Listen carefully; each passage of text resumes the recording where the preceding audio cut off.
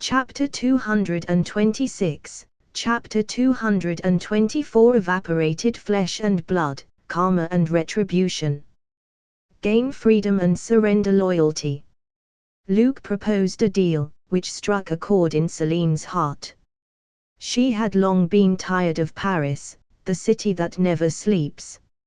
At night, it was like a seductive woman, clad in a transparent veil, revealing a sultry and feminine side. Tourists, down-and-out artists, and rich people looking for a good time may all find their place here. But Celine was not interested. She didn't like the singing and dancing in Moulin Rouge, the men and women in the shady alleyways, and the romance of the French. They were just a bunch of fools trying to whitewash their debauchery. The simple lust for sex had to be labeled as inspiring inner passion, spiritual closeness, and so on. At the end of the day, they were just greedy for people's bodies. Moreover, the openness of the French people was mind-boggling. Husbands finding mistresses and wives having lovers after marriage was a trend. This was the case for the high-up emperor, down to the common man. Want to go to other places to settle down? Celine often showed such thoughts. Compared with all the above, this vampire female warrior yearned for a city with brighter sunshine and less rainy weather. You're like the devil in Faust, tricking people into giving up their souls. Celine stared at Luke, and she felt that behind the seemingly bright Superman had darkness similar to vampires. I'm not that old guy Mephisto. Luke shook his head, took the time to glance at the werewolf and vampire, who were fighting so hard that they were about to level the entire palace. I have never used trickery to achieve my goals, especially deception, a trick used only by cunning people who lack power. Faust was a black stain in Mephistopheles' history. The devil, who was keen on cheating people out of their souls, was surprisingly fooled by a mortal and met with failure. Of course, it didn't take long for him to face a second failure. The betrayal of the first Ghost Rider, Carter Slade, and then Johnny Blaze, the second generation of Ghost Rider. So, liars usually don't end up well. Either others cheated on them, or they were stabbed in the back by traitors. The battle is coming to an end. It seems that Lucien is no match for Victor. Luke cracked his neck and rubbed his wrists a little as if warming up.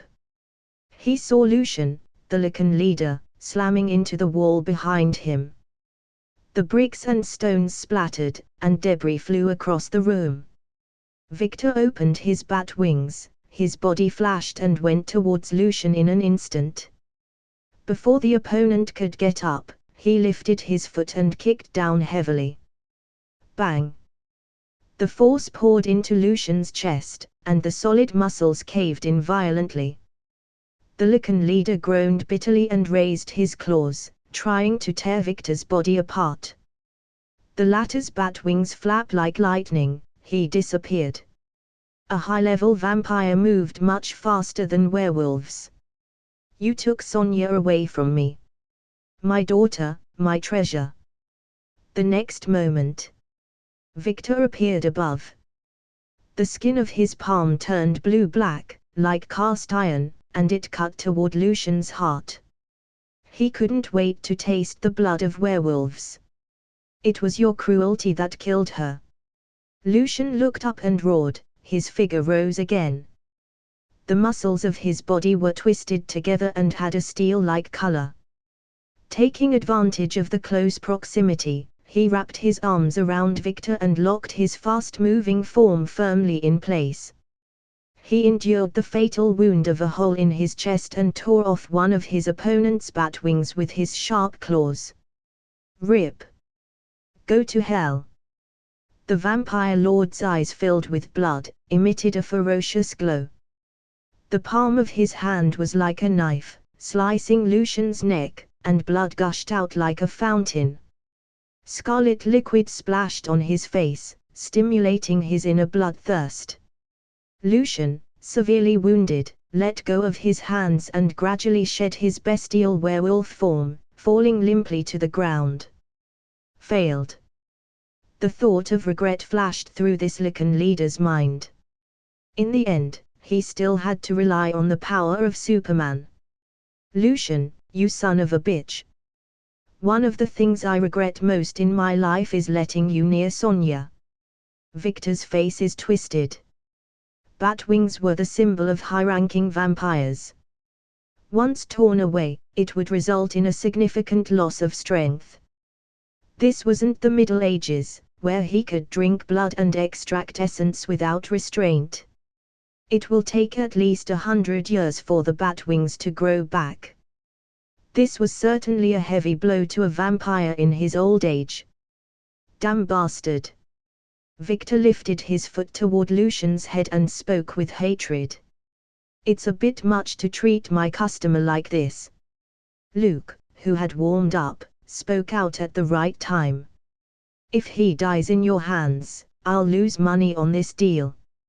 Victor, who endured severe pain, looked back and caught a glimpse of the human being who had no sense of existence. His red pupil looked fierce. Keep quiet, don't talk much. Maybe I'll let you live. The vampire lord grinned hideously.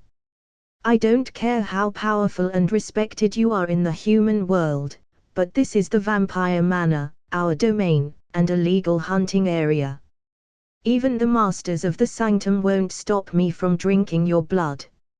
Luke drew a very dramatic breath as if scared by Victor's threat.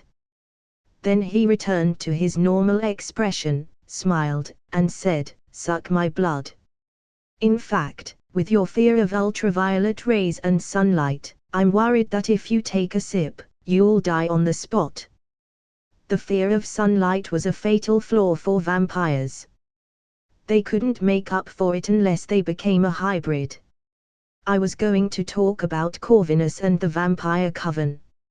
It looks like you don't have that much patience.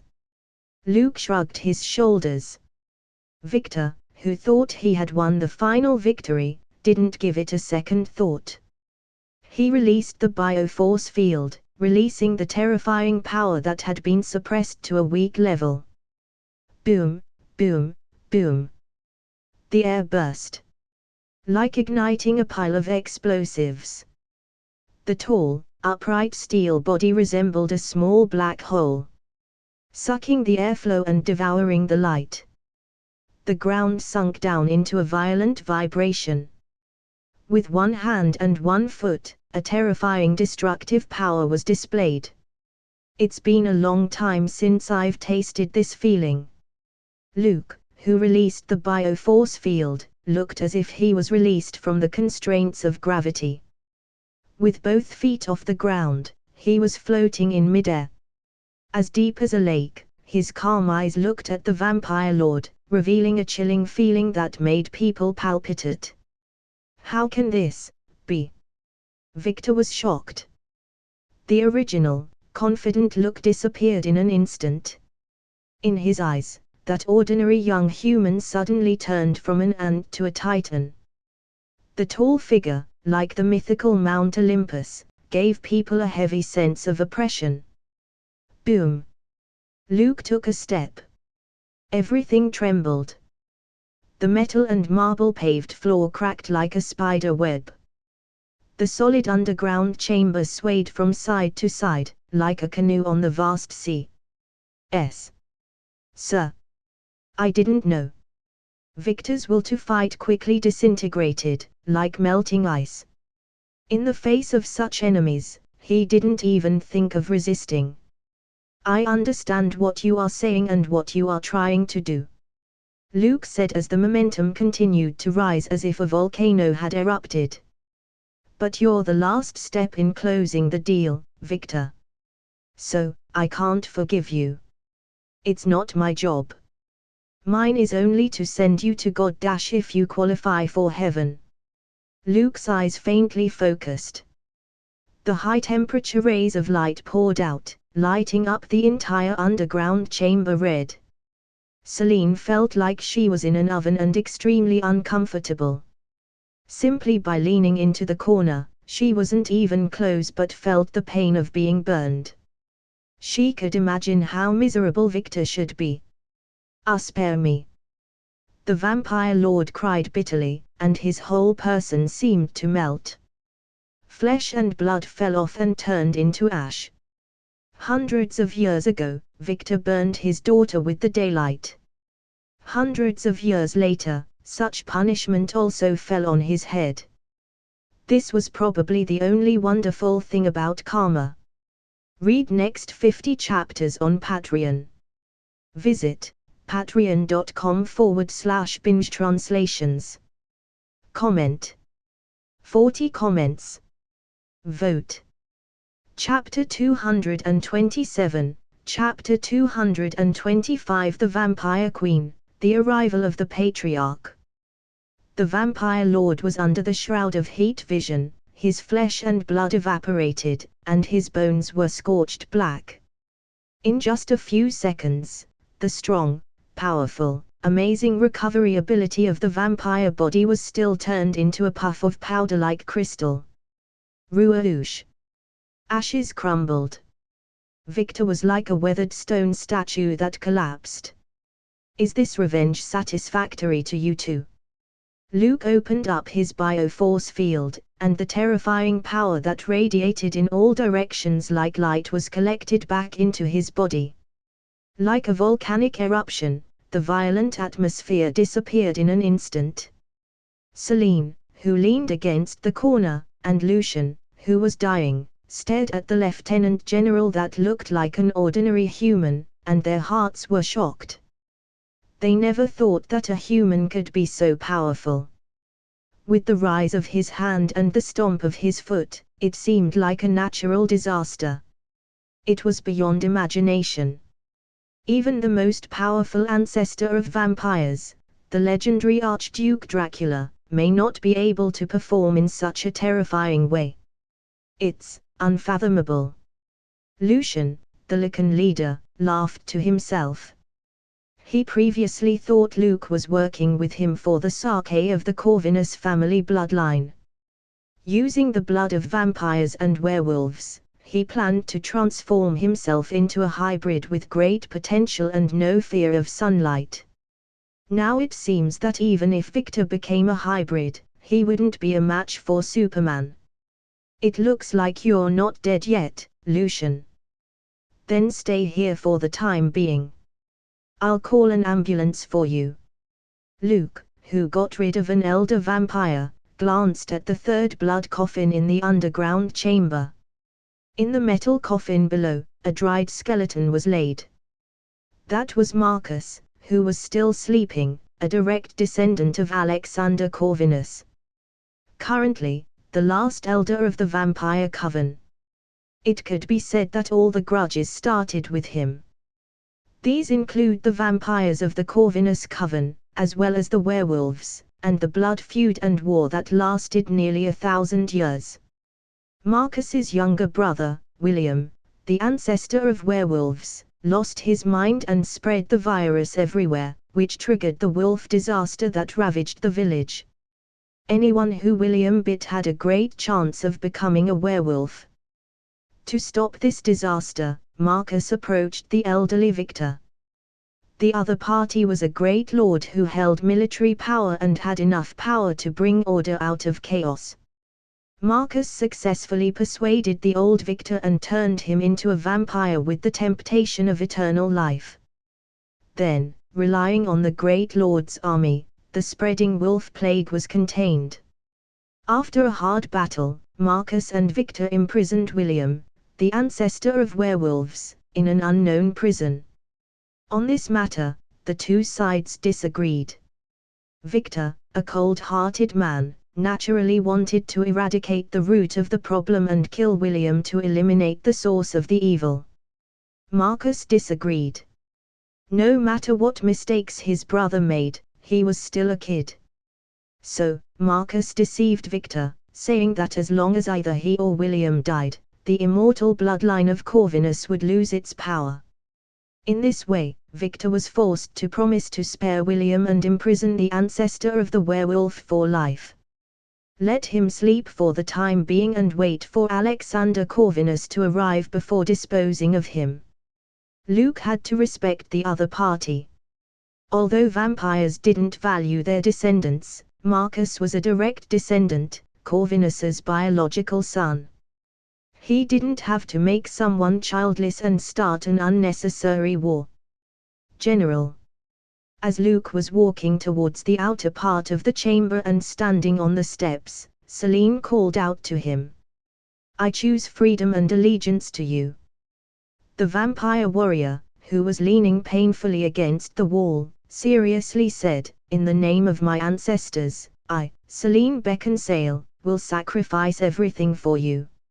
She bit open her palm, and blood flowed out. She drew a complicated pattern with the scarlet liquid. Blood oath. Like a contract signed by the devil. It was extremely binding. Very well. I feel your sincerity, Miss Selene. Luke stopped. The corners of his mouth evoked a satisfied smile. Then, the deal is done. Superman, who saw the fish on the hook, couldn't help but show a gentle and friendly look. He gazed at the vampire warrior who had made the blood oath and smiled. Believe me, Miss Selene, it won't be long before you experience the warmth of the sun and walk through the city in daylight. The three bloodlines of the Corvinus family were able to produce a powerful hybrid species. If Selene was loyal to himself, Luke didn't mind making her a vampire queen. Walking in the sun. A glimmer of hope rose in Selene's eyes. She was so eager for that day to come. A few days later. At Paris airport, a military transport plane landed slowly.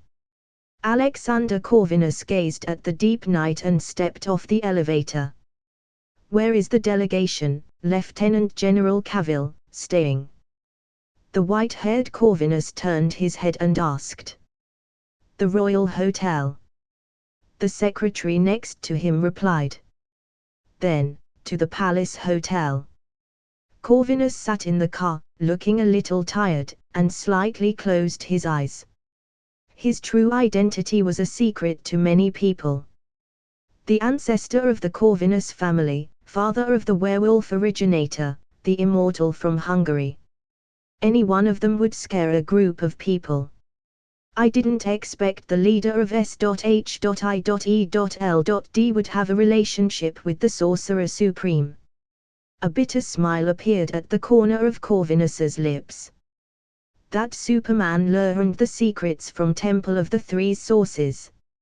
Not only that, the other side even had direct contact with the Vampire Coven, and at the same time, took in the wolves led by Lucian. The meaning behind this series of actions was intriguing. Is this an expansion of S.H.I.E.L.D.'s authority? A suspicion flashed through Corvinus's mind. With the emergence of Atlantis, S.H.I.E.L.D.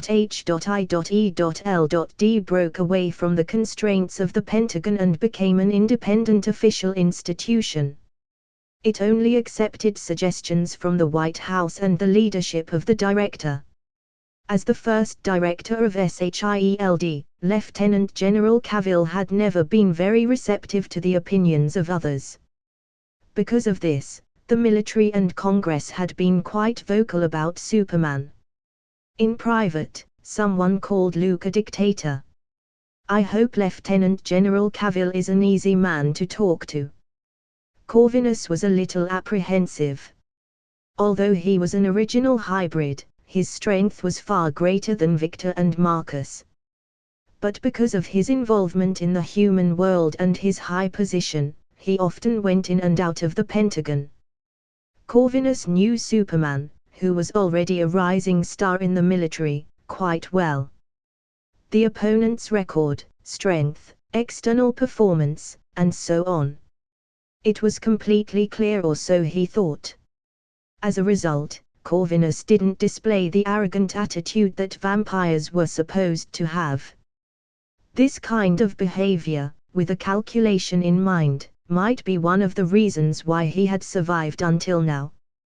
For a long time, even at the same level as the originator, Dracula, he was besieged by some legendary demon hunters or legendary masters. However, Corvinus had been hiding behind the scenes, changing his identity many times, like an invisible person, without attracting the attention of others. Hungarian warlord, Romanian businessman, and so on were all short lives he once had. "Here we are, General," the driver announced. Corvinus opened his eyes.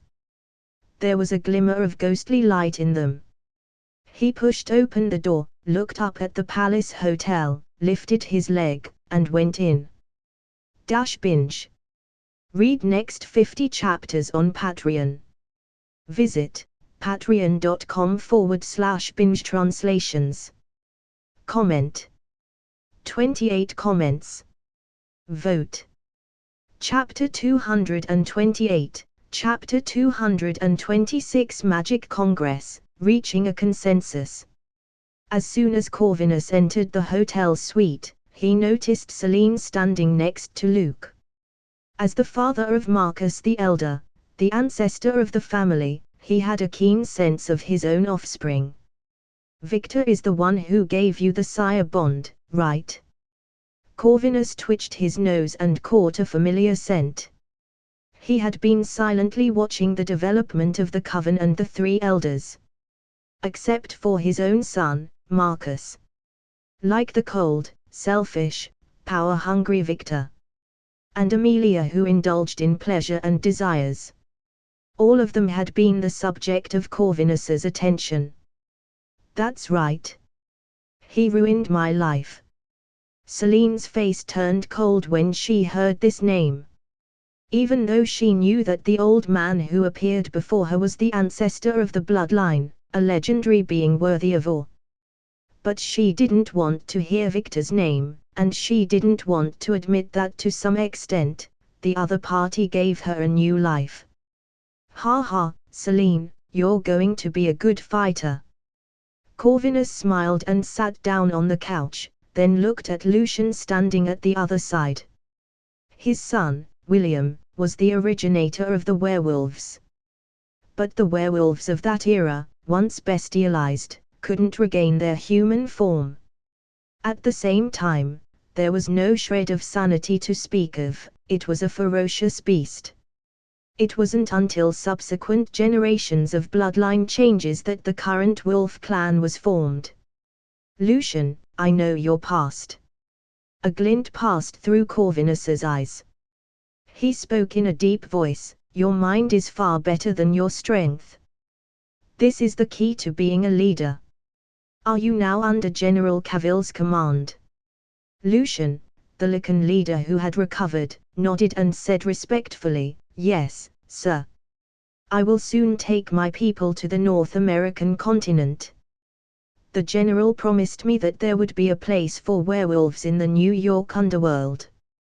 Lucian, who got his revenge, just wanted to start over and welcome a stable life.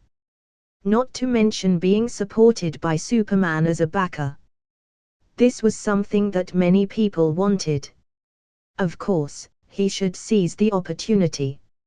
After seeing Luke turn the elder Victor into a charcoal-grilled bat, Lucian was completely convinced of his power. And for the old man sitting in front of him, he didn't dare to show any carelessness. Alexander Corvinus, the originator of the legends. He unmistakably exuded the intimidating aura of a superior being and gave people palpitations. This external manifestation of his own strength was far more frightening than Victor and Amelia. Vampires were a race that grew stronger the longer they lived. According to Lucian's information, Alexander Corvinus had been alive for at least 1,000 years and was a true ancestor. It was estimated that only a few of the pure-blood descendants of Archduke Dracula could match him. Will the Temple of the Three agree? Corvinus glanced at Luke, who was sitting across the table, and asked tentatively. The London Sanctum was responsible for managing the European continent and disposing of strange creatures. Generally speaking, whether vampires or werewolves. Their living quarters were all planned out. They weren't allowed to walk around at will. The master of the sanctum has approved the application. Lucian replied with his head bowed. He had no idea that Superman, who had a significant position in the human world, would be able to talk in the face of the huge power of the magic world, such as the Temple of the Three and the Sorcerer Supreme. He knew that the group of reckless men carrying chains, axes, and broadswords usually used physical persuasion to deal with people. Expecting them to communicate calmly was even harder than ascending to heaven. As expected of General Cavill. Even the venerable master would give you some respect. The surprise in Corvinus's eyes flickered away. He first gave a compliment and then asked curiously, "Is SHIELD preparing to intervene in the magic world?" I remember that at this peace summit, the White House submitted a proposal for the World Security Council, which was also your work, right? That's right. Luke looked relaxed and smiled. I hope to set up an international official institution to deal with all kinds of crises that may come and occur. I talked with the Sorcerer Supreme about this issue before. She thinks that a stable order should be established in a free magic world, and the Temple of the Three could also adopt a cooperative attitude with the government. There is a precedent for this. During the Middle Ages, the Masters of the Sanctum had similar contacts with the Knights Templar of the Holy Church and the Order. Corvinus's eyes flashed. He didn't expect Luke's ambition to be so big. Not only did he want to capture the human world, but also the world of magic. What's even more amazing was that the Sorcerer Supreme had no opinion on it. This proved that Luke's relationship with Comitage and Temple of the Three was closer than he ever imagined.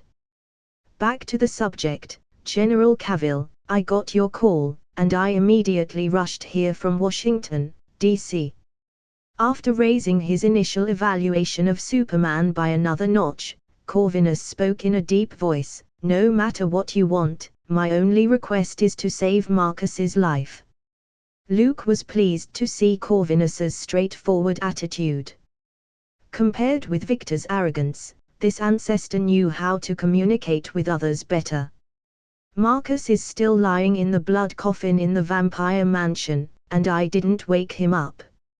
Luke interlocked his fingers and spoke calmly. These days, he had finished the work at hand. The Paris Peace Summit was over, diplomatic relations with Atlantis and trade channels had largely been negotiated. The only disagreement was probably from the underwater people, who kept demanding Neptune's trident, which Namor had lost previously. S.H.I.E.L.D. ignored it. How could a dangerous weapon that manipulated the weather and set off tsunamis be easily handed over to Atlantis? As for the mutants, with the official appearance of the Hellfire Club at the press conference, along with the government's stance, the White Queen and others were considered to have received official recognition. How to eliminate discrimination and get the rights and status they deserve depended on themselves. All in all, a 3-day peace summit. The event ended successfully in a perfect and satisfactory manner. Luke used the leverage he had to get the power he wanted. Next, he was going to expand S.H.I.E.L.D's jurisdiction. The Corvinus Coven was just the first step. I didn't call Mr. Corvinus here to create a new enemy. Luke didn't refer to his military title, which would have made him seem distant. The feud between vampires and werewolves and the war between your family has been going on for too long. I hope that the future will change. Mutants are beginning to make their way onto the world stage, so maybe deviants like you can have a whole new life. Corvinus narrowed his eyes and stared at Luke with a critical gaze. Although he lived in the human world, like other vampires, this family ancestor didn't believe in humans. Or rather, any intelligent creature that knows how to think. They always speculate with the utmost malice towards other races. This was a nature that couldn't be erased from their bones. "How can I trust you, General Cavill?" Corvinus solemnly asked. "I will set up an official organization of the Dark World in the name of SHIELD. You can call it the Magic Congress." Luke tapped his fingers a few times habitually and smiled. "Masters of the three sanctums will each occupy 3 seats and have the right to vote. Mutants have reserved some seats since they were once part of the Dark World. I can give up 3 seats and give them to the Corvinus family. You have always been discriminated against and rejected by the pure-blood descendants of Dracula. They call your descendants lowly bastards. This is a good opportunity to prove yourself and give something back." Corvinus was silent. This Superman could play politics at a higher level than Victor. He made his own authority and then used the power of distribution to pull together or suppress a force in the Dark World.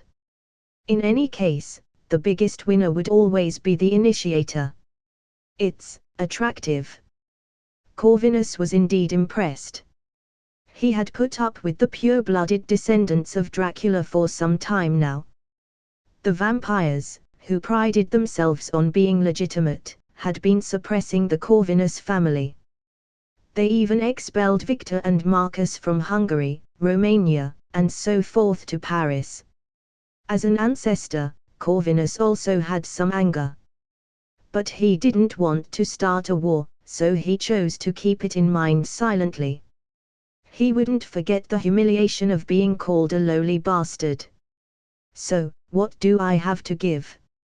Corvinus asked aloud.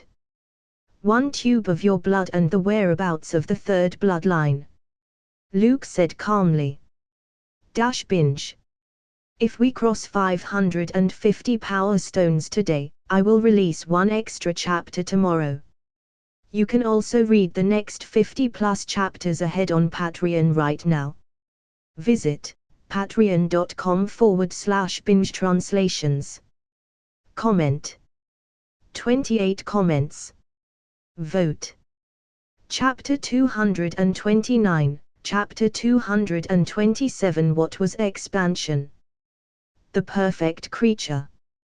There was no expected tension, and there was no speculative tit-for-tat. With his multiple identities, Corvinus simply agreed to Luke's request. If the future of the Dark World was really the so-called Magic Congress presiding over the overall situation, then, investing in advance was a good choice. Led by Superman and the Sorcerer Supreme, this special official institution was a sure thing. To tell you the truth, the hybrid agent is of no use to you. Corvinus pulled out the needle and handed a tube full of blood to Selene. Like Lucian, he subconsciously thought that Superman needed the hybrid for his own psyche. The vampire's long life, and a werewolf's rapid self-healing, were all enviable abilities. It doesn't matter if I can't use it. It's enough that it works for Selene. Luke smiled. He should do what he promised to do. Since it was said before, freedom in exchange for loyalty. Then, he wouldn't go back on his word. Selene, who received the tube of blood, had a slight tremor in her arm, and her cold face improved slightly. She had sworn a blood oath and was bound by a contract. Whether or not Luke could fulfill his promise for her to walk under the sun, she had to remain loyal. However, it seems that the other party didn't forget the agreement. This was a bit of a surprise to Selene, who maintained the perception that all humans were insidious liars. "Don't think badly of us all the time." Luke noticed the change in Selene's expression and spoke jokingly. "As many of you know, I never lie, at least to most people." The latter pursed her lips and continued to maintain a stern, cold look. so I'm looking forward to working with you." Luke regained his straight face and averted his joking expression. The conversation was pleasant and went well. Corvinus was at least one of the leading figures. He had to show personal strength and strongly shake hands with him. He didn't expect the other party to nod decisively and didn't even bother to respond. It was like sitting at a gambling table, and before you had thrown in any chips, your opponent had already chosen to admit defeat. "I hope so." Corvinus laughed cheerfully. He had always been a moderate. After seeing Hydra's technology and the foundation that Temple of the Three has, they insisted that vampires and werewolves were unable to compete with human resistance. Therefore, they had no objection to being officially integrated. Besides, the one they were talking to was Superman. In terms of power in the human world, the other side was more powerful than Corvinus himself. Even with his status as a Hungarian warlord and a major Romanian businessman, he had accumulated countless wealth and contacts.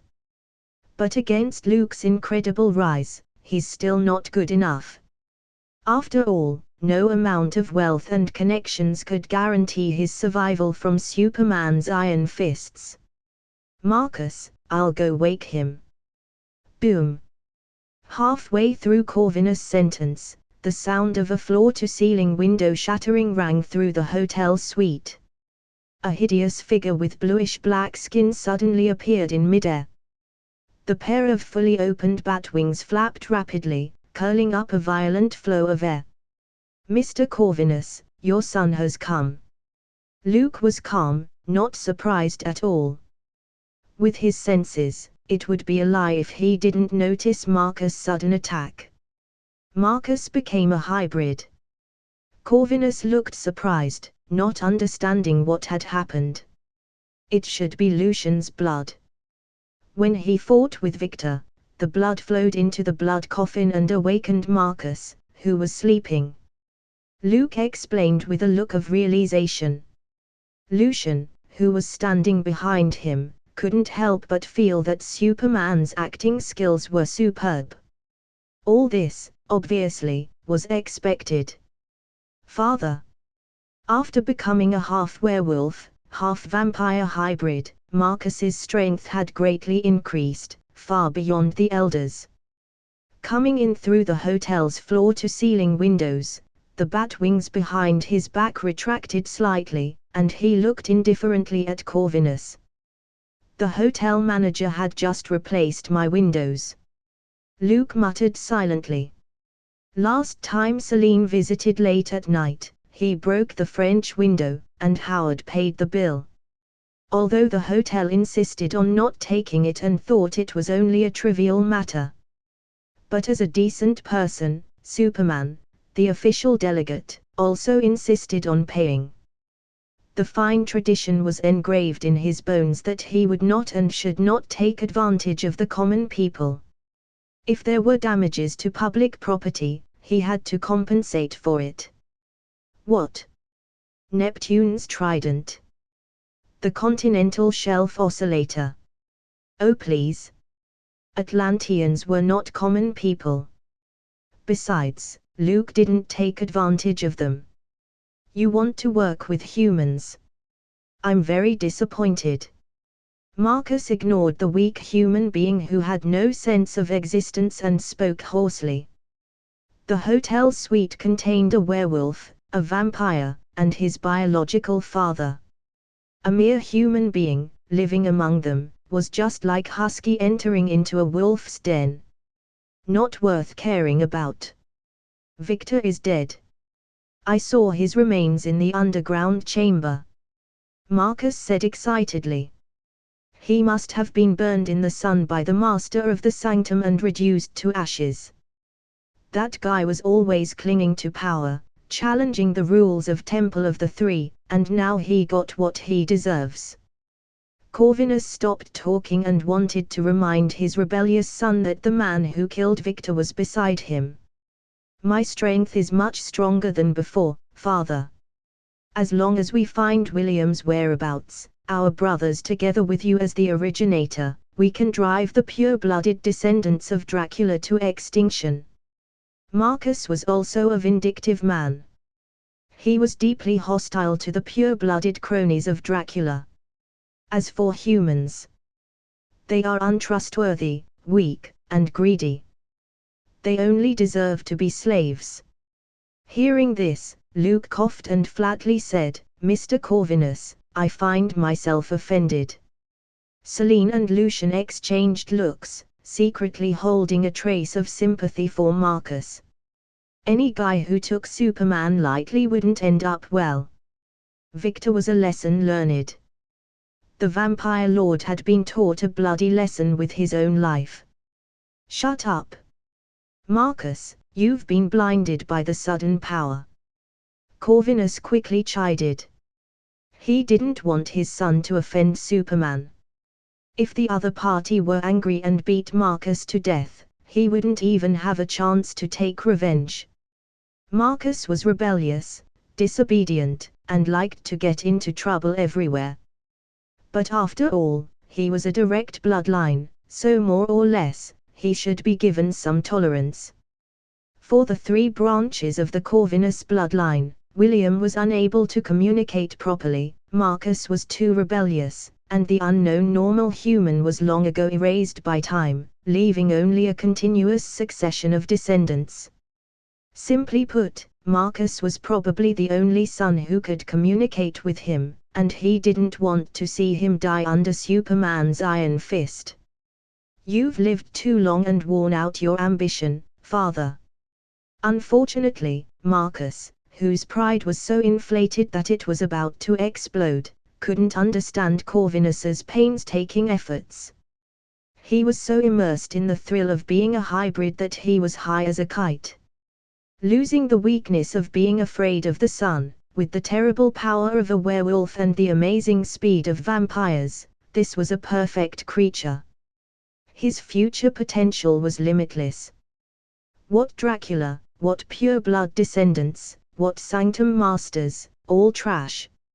I'm not much worse than you are now, father. So, let's face it, William and I can do great things that you can't even think about. Faced with the pressure of the ancestor, Marcus didn't panic in the slightest and laughed loudly. "Unify the blood race, get rid of the constraints from Temple of the Three and reach the top of the pyramid of power. Selene, please shut him up. This guy is too noisy." Luke picked his eyebrows and spoke casually. This time, he didn't ask for Corvinus's opinion. "Drink that blood and show this crazy hybrid what power is," Luke said lightly, completely ignoring the enraged Marcus. Swish! The bat wings behind the vampire hybrid's back suddenly stretched out like spikes tearing through the air. Its target was Luke's throat. Howl! Lucian had the good sense not to let Superman take action himself. Instead, he quickly transformed and blocked in front of him. Binge. If we cross 550 power stones today, I will release one extra chapter tomorrow. You can also read the next 50+ chapters ahead on Patreon right now. Visit patreon.com/binge-translations. Today's extra chapter coming in few minutes. Comment. 13 comments. Vote. Chapter 230, Chapter 228. My lord, times have changed. Sharp bat wings, like limbs, extended from Marcus's back. The hard bones quickly elongated and abruptly pierced through Lucian's shoulder, instantly splashing blood. Thud. The bat wings lashed like a whip, throwing Lucian, who had transformed into a werewolf and had increased his strength, to one side and slamming him hard on the soft carpet. The entire hotel suite shook as if something heavy had fallen, making a startling commotion.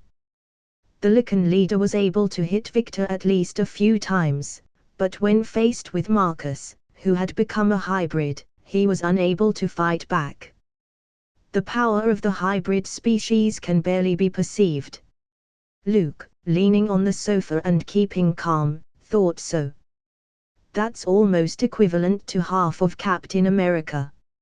He used Rogers, who was famous for his combat power, as the unit of measurement. What a loyal dog.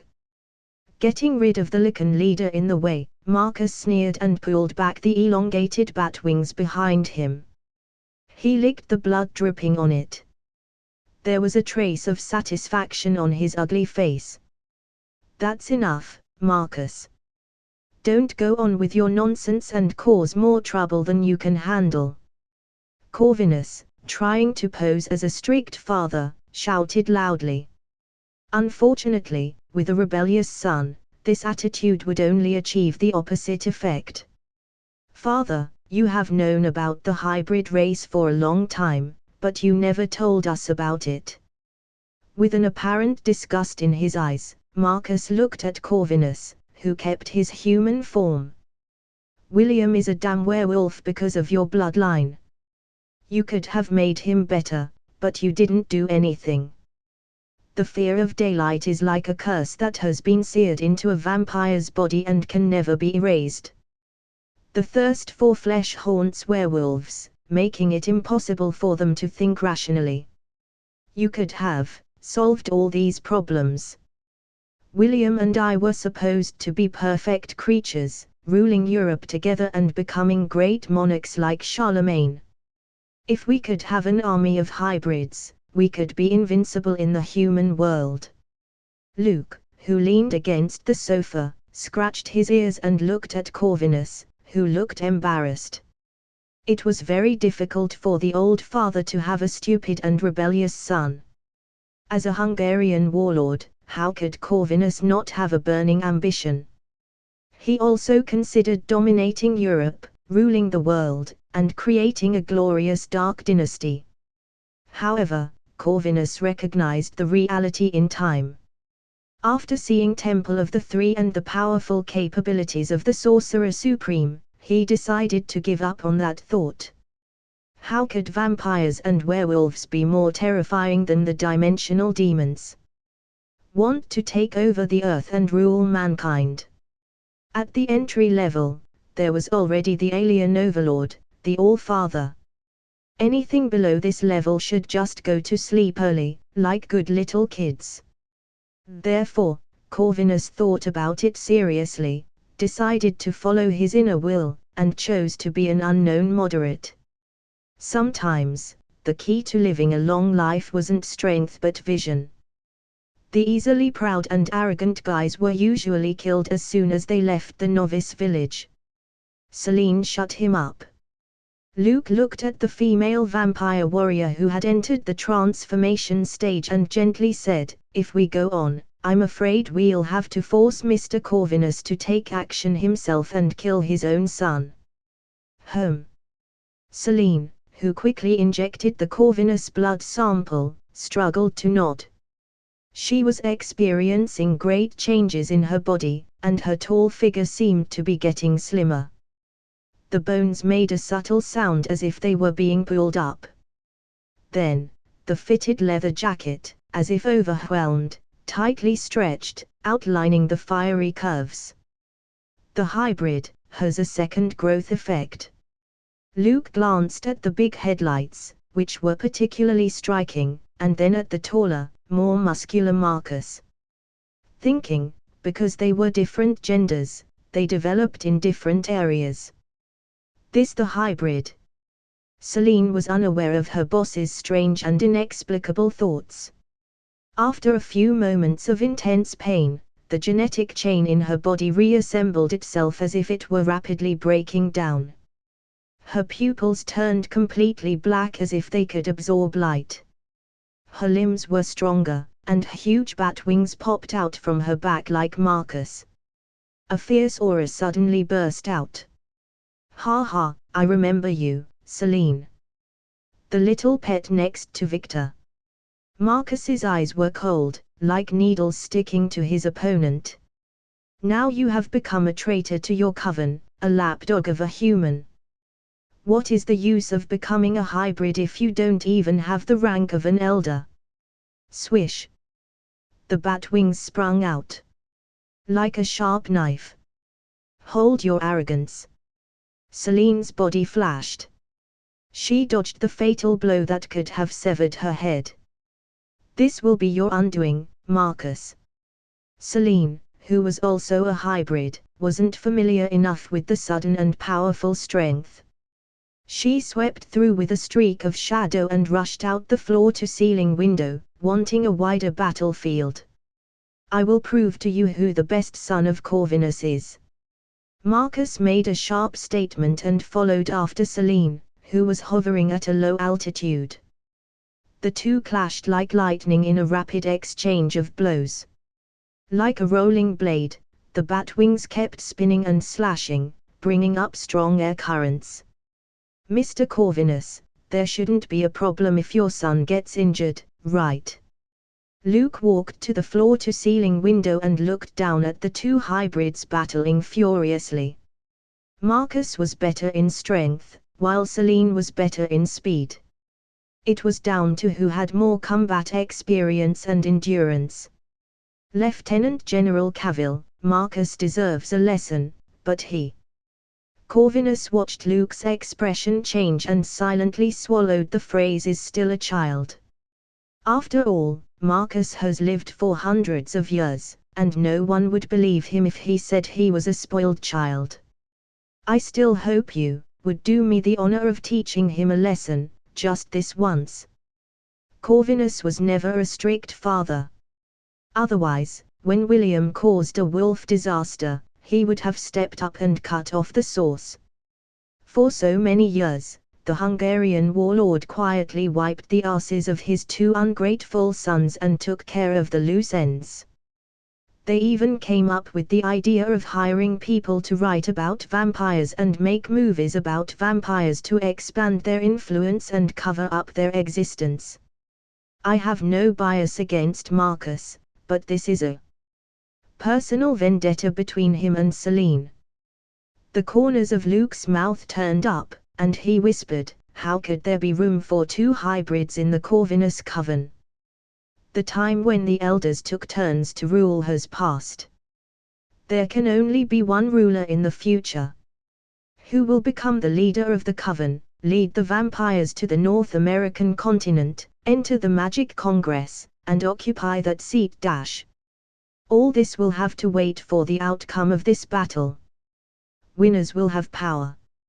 Losers will remain in the sanctuary designated by the sanctums." Corvinus's heart jumped. There was a feeling of falling into a trap. He thought of the 3 seats in the Magic Congress discussed before. If Marcus lost later, it meant that Celine would have the final say in the future. If the female vampire warrior, who became a hybrid, took a seat. And then, Lucian, who had just shown his loyalty. He was the Lycan leader, and he would naturally occupy a seat. In this way, as the family's patriarch, Corvinus would have only one seat to hold.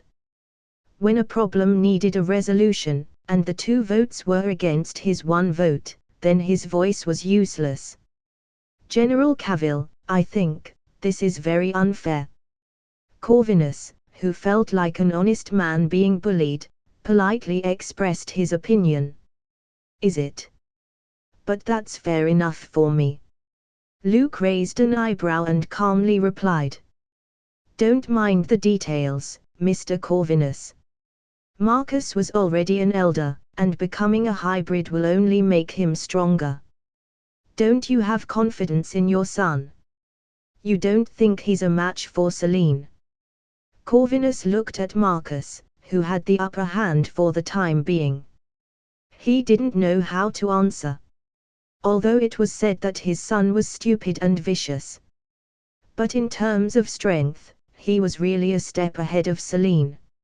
However, there was always the strange feeling that it was all a trap. Such a thought crossed Corvinus's mind. While Luke was chatting with Corvinus, the battle between the 2 hybrids took a turn.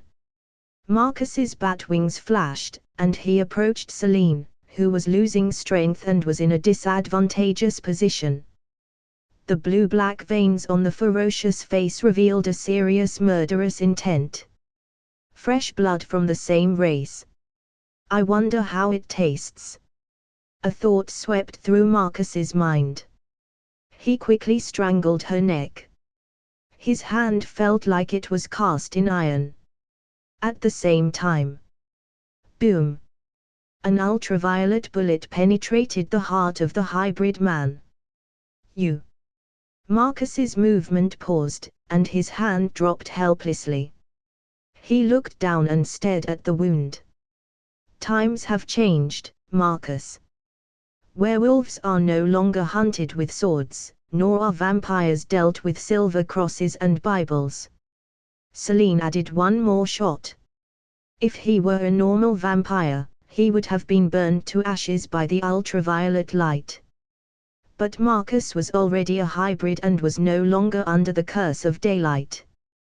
2 bullets through the heart only made him weak. You should learn to accept the changes of the new world. Vampires hiding in dark castles have no future. We have to keep up with the times. Celine repeated the ideas Luke had instilled in her. Then, she ruthlessly tore off Marcus's bat wings. She watched the other party fall and smash into a house. Luke, who witnessed the end of the battle, shrugged his shoulders and comforted rather perfunctorily, "What a pity your son lost, Mr. Corvinus. This may be the evolution of the times." Comment. 27 comments. Vote. Chapter 231, Chapter 229 Self-doubt, unbearable pain. Although there was some disagreement about the outcome of the battle, at the same time, there was a hint of dissatisfaction with Luke's decision. But in the end, Corvinus chose to accept it wisely. On the bright side, at least his bottom line wasn't breached. Marcus was alive. Even if his bat wings were torn off, he had lost his strength and fallen back to an elder level. At least his life was preserved. That's why it's important to have a father that could back you up. Luke couldn't help thinking so when he watched Corvinus packing up Marcus and taking him away. Victor, who had no backing, was burned to a crisp with heat vision. "I thought you would take care of Marcus, my lord." Celine, who succeeded in getting rid of the curse of daylight, began to get used to this uncomfortable title. "We have to save face for others. Corvinus has a good attitude, so there's no need to be aggressive." Luke shook his head. Marcus wasn't a threat. His purpose was only to help Celine reach the top position. And then he would pack up the Corvinus vampires and bring them back to the North American continent. When the time came, he would drop them into big cities like New York and Detroit. Let them fight and consume the pure-blood descendants of Dracula and the familiars who were rapidly expanding at the bottom. This was equivalent to knocking a spike into the dark world to facilitate subsequent meddling by SHIELD.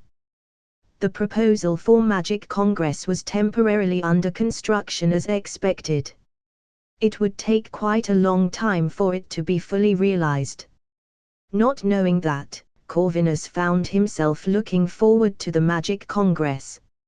Actually, the one with the bigger piece of the pie was Superman. How would he feel? Go and collect your people and your influence. Take them all to the North American continent and open up new territories. Luke ordered. Getting rid of the curse of daylight should be an irresistible quid pro quo for you. Celine nodded and agreed. She couldn't wait for dawn to arrive and see the sunrise. This female vampire warrior had almost forgotten what warmth felt like. In addition, tell the hotel manager to replace the window for me, Luke instructed. He didn't like rooms with drafts everywhere. This may be a bit of a problem. It's very late, and fixing it may only be done tomorrow. Lucian interjected. He had long since regained his human form, and his punctured shoulder had fully healed. It's better to call the hotel to change rooms, or perhaps you can sleep in the next room and rest for a while. The Lycan leader made serious suggestions. However, his meaning wasn't as serious. Because Celine's room was next door. Do all the people in the world have the same way of pleasing their boss? Luke faintly froze and muttered. He couldn't help it. Lucian's conduct was a little familiar to him. Alessandro, who was the head of the mafia back then, did the same. How could Superman be seduced by beauty? Like Captain America's incarnation, Luke's face remained unruffled and upright. Don't bother. I'll go to the second bedroom. He liked to follow his heart, not his kidneys. After all, the former could unlock more positions. Always finding different ways to play the same game to maintain a sense of freshness. Celine, who didn't say anything, heard the answer. Her face was slightly relieved, but her eyes were somewhat saddened. Women were such complicated creatures. They hated it when men were overly interested in them, but they also hated it when men weren't interested at all. Celine glared at Lucian, who had bad intentions, and then developed the beautiful misconception that General Cavill was a decent man. The previous one who thought this way rolled the sheets with him only after a few days. It's late. Let's rest. Luke waved his hand. He would never leave fatigue and stress for the next day. Therefore, he should sleep for 4 to 5 minutes every day for Superman. That was enough. A few days later, Luke set foot in New York City. He was followed by a tired-looking Howard, who had 2 heavy dark circles under his eyes. He was speaking forcefully and breathlessly as if his body had been emptied. In fact, it was true. After seeing vampires and werewolves, Howard seemed to have found new interests. Especially after Luke had taken in the Corvinus Coven to get rid of his trauma, he had in-depth communication with those adult female vampires in Superman's name. This was nothing. Most of the Vampire Coven members had rotten lifestyles. Multi-person activities and promiscuous parties were a common occurrence. Only a deviant like Celine could keep herself clean. Howard was funny and good-looking, so attracting a few vampires wasn't a problem. However, this guy has a unique vision. He was hitting on elder Amelia, whose bat wings were torn off by Luke. She was a vampire who had lived for hundreds of years, had a wealth of experience in combat, had studied all kinds of positions, and was able to use her techniques with ease. In just a few days, Howard's body weakened at a noticeable rate, as if he had been drained. Although I paid a heavy price, when I left Paris, Amelia was reluctant and said I was the best man she had ever met. Howard laughed heartily. Proud, no doubt. I'll tell you the brutal truth. Luke, who stepped off the plane, spoke calmly. When a female vampire reaches a certain peak of pleasure, she can't resist the desire for blood, and it's not uncommon for her mating partner to be treated as food. The more exciting and enjoyable it is, the more intense the feeling would be. The lower-level vampires can be controlled, while the higher-level vampires are affected much more deeply. Do you have Amelia's bite marks on you? Or did she have the urge to eat you? Each one of Luke's sentences was more heartbreaking than the one before, and tons of critical hits were poured into Howard's fragile mind. His original smile instantly froze. No man would want to think that he didn't satisfy his partner. This was about personal dignity and ability. If none of these things happened, then the best man was probably just a simple compliment, so don't take it too seriously. Seeing Howard's sudden expression change, Luke achieved his goal. He comforted him with no sincerity. Don't feel too bad. It's normal that your strengths have become weaknesses because you both are of different races. You make me want to strangle you. Howard's happy mood turned into a depressed one. At the thought of Amelia's praise and all was all for show. He couldn't help feeling sad and began to doubt himself. Was it possible that all the women who had romantic encounters with him before were all? Once the thought sprouted, they couldn't stop. Howard got into his butler's car with a complicated mood. He was silent for a moment and asked, "Jarvis, do you think I look like the kind of rookie who can't satisfy others? I mean, is it possible that women would deliberately flatter me and compliment me because I'm rich? Sir, I can't judge the duration and endurance of your, much less your bed life." Jarvis, who was sitting in front of him and driving, replied, "Although I'm English, I don't know much about other men. However, given your physical condition, I think you need to rest for a while, and proper abstinence will help you regain your energy." Hearing the butler's polite reminder, Howard was paralyzed in the back seat as if he had received an answer, his eyes losing their luster. "I'm fed up with the rainy weather in Paris. At least New York has sunny days." After Luke had beaten Howard into a state of mourning, he also got into the limousine that came to pick him up. "You've come 2 days later than the scheduled return date." The driver was Carter, who was wearing a white blouse with a bright red skirt today. "I dealt with some other issues and was delayed." Luke smiled slightly. Fortunately, it all ended well, with Alexander Corvinus connecting the dots and sending the European vampires and werewolves to North America to be used against the pure-blooded descendants of Dracula, saving New York from becoming a mess. The trade channel with Atlantis was also finalized, and the establishment of the World Security Council is on the agenda. The most unexpected harvest was SPEAR. By providing the whereabouts of the hand, Zheng Xian owes me a favor now. When SHIELD officially enters the world stage and handles international relations, S.P.E.A.RS help will be very useful.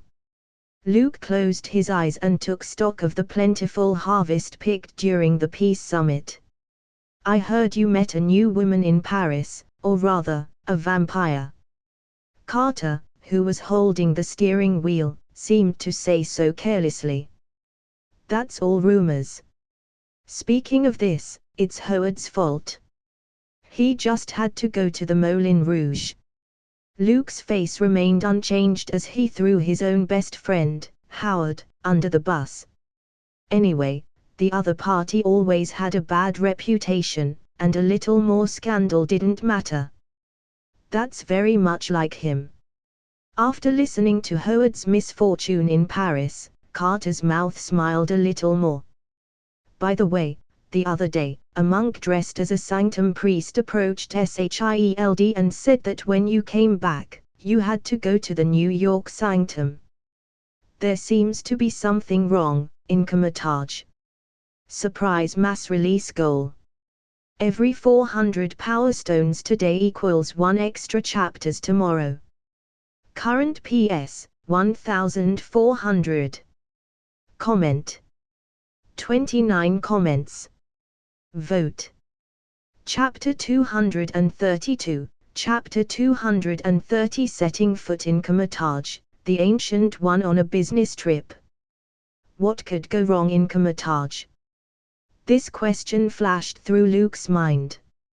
At this time, the future Sorcerer Supreme, Doctor Strange wasn't even an embryo yet.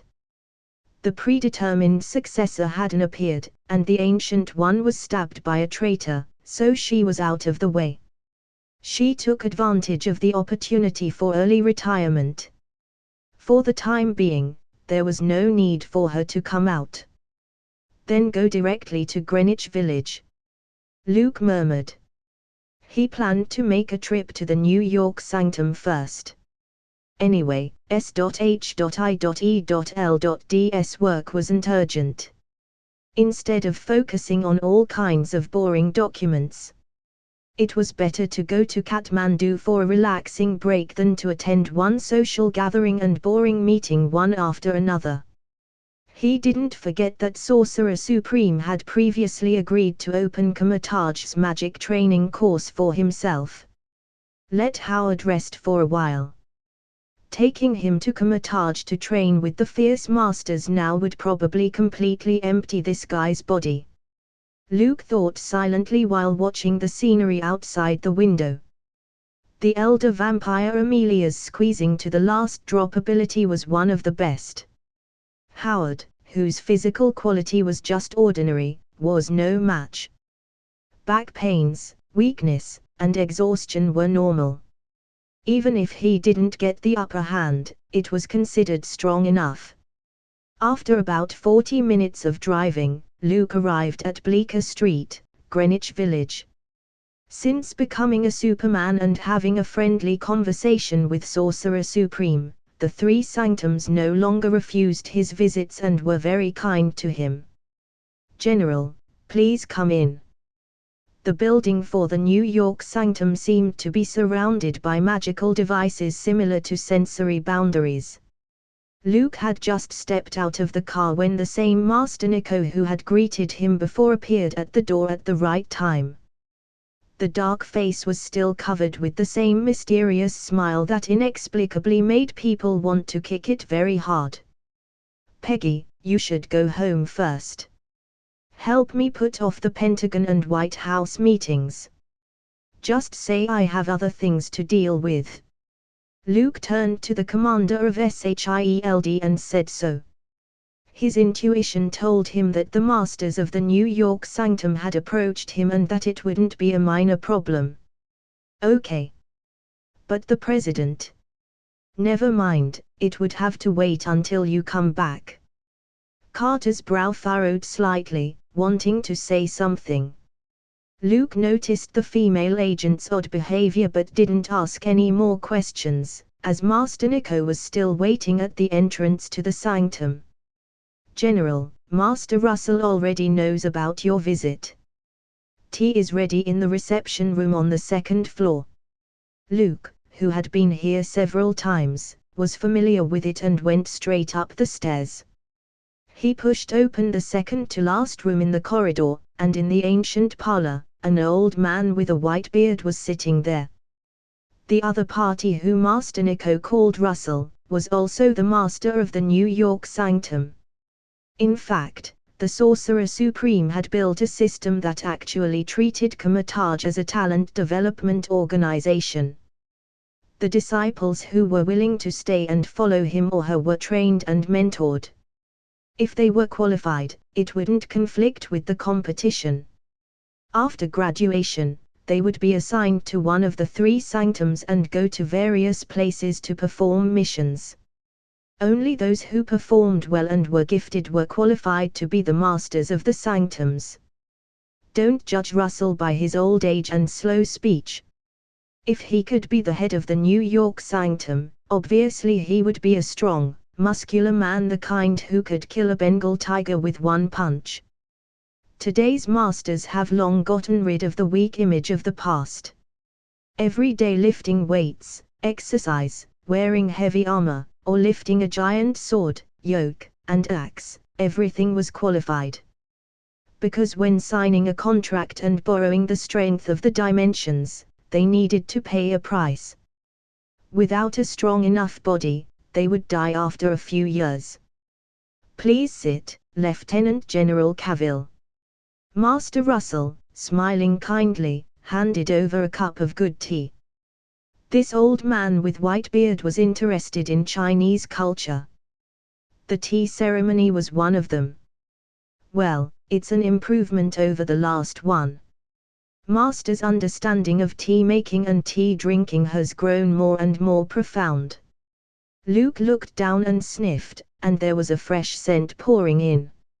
Holding a porcelain cup in his hand, he took a sip of the translucent tea. The taste was delicate and mellow, with a bit of sweetness in the bitterness. Ha, ha, ha. I think Mr. Cavill has the best taste. Master Russell, who was praised, nodded with satisfaction.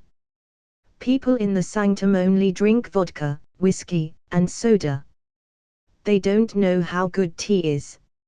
Luke looked at the old man with the white beard, who talked in a very amusing way. Master Russell, did you have someone visit Shield to find me? After a few minutes of casual conversation to set the mood, he cut to the chase. General Cavill, the Sorcerer Supreme is no longer in Comatage. Before she left, she specially told me that if we encountered any difficult problems, we should call you.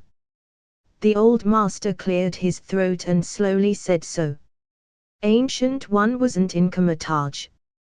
Luke's eyes flashed as if he had a hunch. Could it be that a certain timeline had gone awry and needed the Sorcerer Supreme to restore order? What can I do to help the three sanctums?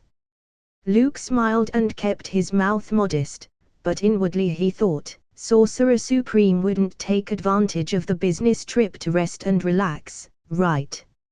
According to the Ancient One's easygoing style, the possibility of this wasn't low. As General Cavill is aware, there was an energy fluctuation in Temple of the Three's monitoring network about a few days ago. Master Russell raised his right hand. The ring on it glowed brightly and emitted a wave of magic power. As a high-level master, the original tedious incantations and spell arrays were as easy as pulling open a portal in a snap. Luke put down his teacup, followed the old master, who got up and went in. Dang! Dang! Dang! Bells echoed. A cloud of green smoke swirled around as if they were in a temple. This is Comatage. Luke paused for a moment and hesitated slightly. The legendary Comatage was a holy place in the eyes of the masters and also the center of the three sanctums. What was the old master doing by bringing him here? Please come with me. Master Russell, who remained mysterious, acted as a guide. Luke followed suit and followed closely. He looked around, sizing up the place that was shrouded in a veil of mystery. He could see towers standing like a stone forest, and from time to time, monks in different colored robes or masters came out of them. They were scattered in groups of 3 or 5 with books or with magic weapons in their hands. Are they all practitioners? Luke asked curiously. Some are not. Master Russell smiled. There are no impermeable walls in the world, and even though Comatage is situated between mountains, which are too dangerous to climb, there are traces of its existence. There are always outsiders who are good at listening to information, who have learned of the location of Comatage through various channels, and who come here with various requests through the tests set by the masters. Most of them are lost travelers who have suffered setbacks, frustrated and confused. There are also poor people who are suffering from terminal illnesses. Luke took a quick glance and did see some physically disfigured masters and priests. When they came to Comatage and achieved their goals, some of these people would return to the world and continue their original lives. Some choose to stay and continue to explore the mysteries of the soul and the self, and enter the Temple of the Three. With a hint of respect in his eyes, Master Russell expressed his admiration. The Sorcerer Supreme never interfered with the decisions they made. Decades and centuries went by, and countless visitors found Comatage. She always watched quietly, patiently listening to each person's tragic fate and then solving the mystery for them. For Master Ancient One, this may just be a part of the world's movement. Luke smiled. Those same things might have happened countless times on different timelines. As they chatted, they entered the main hall. This is the most important place for Kamataj. The 3 doors lead to different sanctums. Master Russell didn't try to hide anything but spoke generously. The globe above is a magical instrument. The radar is similar to the radar in the human world. Built by Sorcerer Supreme, it can monitor the energy fluctuation of the time nodes. If there's an invasion by creatures from other dimensions, we'll be able to detect it immediately and take emergency precautions. Luke tilted his head and looked at the large brass ball slowly spinning and flowing with bright light. You've brought me here. It's not like Dormammu is taking advantage of the Master Ancient One's leave and invade, right? He said half-jokingly. That was a proper dimensional demon. The Superman LV2 card had only entered the All-Father level right now, and there was still a slight gap with Odin, who was standing at the peak of that level. In terms of combat power alone, Luke wouldn't have much chance of winning against Dormammu. Unless the Ancient One was willing to lend him the Eye of Agamotto and let him go to the Dark Dimension to bargain. It's not that serious. The Sorcerer Supreme had just visited the Dark Dimension a short time ago. In the short term, Dormammu wouldn't reach out to Earth for now. Hearing the old master's answer, Luke couldn't help but hold a moment of silence for Dormammu. The Ancient One forced the loan shark to forget it. As a debtor, she went to make trouble in the territory of her creditors, as if it was just on a whim. These days, it's true that the one who owes debts is treated way better. There's a problem with the timeline, and there are abnormal energy fluctuations. Russell looked solemn and said, after careful investigation, we suspect that Kang the Conqueror has descended into this world using a time travel machine. Extra chapter coming in 1 hour. Please vote for tomorrow's extra chapter. Comment. 22 comments. Vote. Chapter 233, Chapter 231 Kang the Conqueror, Book of the Vishanti. Kang the Conqueror. Luke's eyes flashed. When he first met the Sorcerer Supreme, the latter mentioned this guy. He didn't forget the agreement with the Ancient One getting rid of Kang the Conqueror and expelling him from this timeline. No one would like a bastard who had nothing better to do, wanted to destroy the world and screw everything up, flying around like a fly in front of their eyes. The Sorcerer Supreme once wanted to slap the buzzing fly, Kang the Conqueror, to death. However, his opponent had taken up a lot of timelines in the past. Shoot one dead, and sooner or later, another one would come up. Unless the Ancient One spent a lot of time and energy.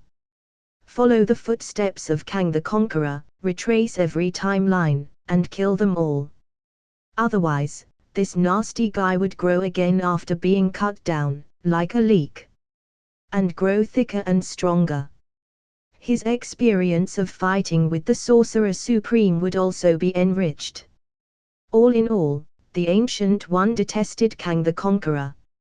However, as she couldn't leave her job for too long and couldn't spare so much free time, she couldn't kill this annoying fly in one go. Until she met Luke, the Sorcerer Supreme decided to let Superman play the role of a scavenger. Did you get a lock on his exact location? Looking at the whirling globe, Luke raised the key question. Kang the Conqueror's combat power, in fact, was very average. Probably equivalent to Iron Man, who had mastered future technology. He mostly relied on external items to solve problems. If Kamataj's masters knew where he was hiding, Luke would just fly over and hammer his opponent to death with a single punch. No. All 3 sanctums signaled an alarm at the same time, and there were abnormal energy fluctuations in New York and London, which we can't distinguish. Master Russell sadly shook his head. As an experienced space-time stowaway, Kang the Conqueror knew all kinds of methods and techniques to avoid tracking and searching. In addition, he also had a specialized database of famous latter-day superheroes and was familiar with their weaknesses and flaws.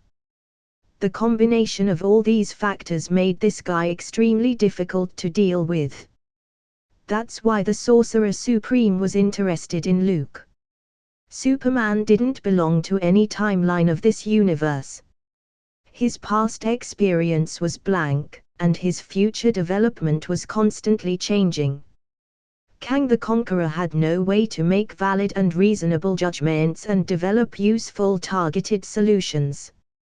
I promised Master Ancient One that I would help her out with this problem. Luke looked away and nodded. According to Kang's style of doing things, he liked to pretend to be historical figures, pharaohs, Persian kings. People with power were usually chosen as targets. I'll start with this and send someone to investigate. As the saying goes, there are professionals in every field. In contrast to SHIELD, which specialized in intelligence work and had many agents under its command. Temple of the Three, which defended the Earth from dimensional invasion and protected the peace, was a bit inadequate in gathering information and tracing whereabouts. Thank you, General Cavill. I'll leave it to you. Master Russell smiled kindly. Before the Sorcerer Supreme left, she told me that Comataj's library was fully open to you, General. You can access as many of the books as you like. If you don't understand something, you can ask me. The old master was also a knowledgeable person who had read emotional intelligence and understood the principle of interpersonal interactions of reciprocity and rewards. Superman promised to help out and solve the problem for Comataj. It was only right for him to provide convenience to the other party. The library was one of the most important places in the Comataj. There was a collection of magic spells from ancient times to the present and many ancient anecdotes that had long been forgotten. In theory, such a treasured place that people yearn and aspire to enter should be heavily guarded and well regulated. But in fact, there was no one but an old librarian. It's a pity I couldn't meet old Wong. Luke stepped into the library lined with bookshelves. He glanced around but didn't catch a glimpse of the serious-looking fat man with a round face. This was expected. After all, even Doctor Strange hadn't been born yet. Wong, naturally, wasn't here yet. Comataj has many rules, and one of the most well-known is that knowledge should be shared. Master Russell had a smile on his face.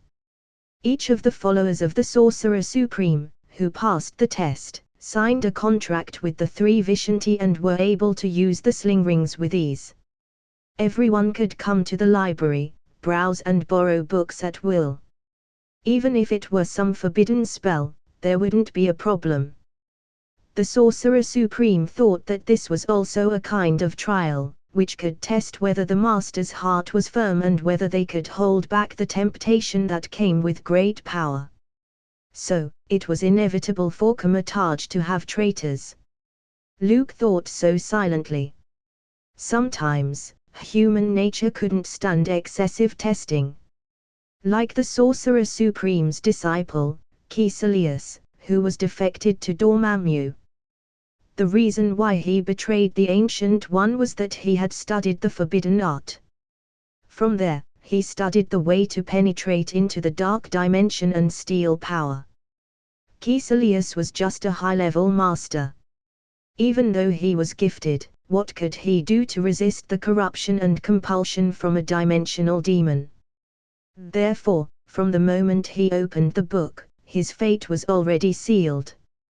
I suggest General Cavill should start with some basic knowledge, from low to high, from easy to difficult, which will help you build a systematic understanding.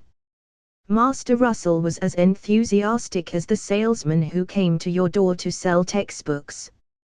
This book, The Key of Solomon, is a 14th century work. The rules and incantations for summoning demons are detailed in the book, along with the corresponding contract drafting terminology, and in the latter part, black magic that encourages ritual killing. Luke looked along the old master's line of sight and found the yellowed book on the shelf. Wouldn't it be contradicting if a master from Karmataj studies dark magic? He asked curiously. The Trinity of Vishanti represented white magic. This kind of exchange cost less, and the side effects weren't so terrible. Although dark magic was powerful, it often uses limbs, blood, and organs as a requirement for drawing power.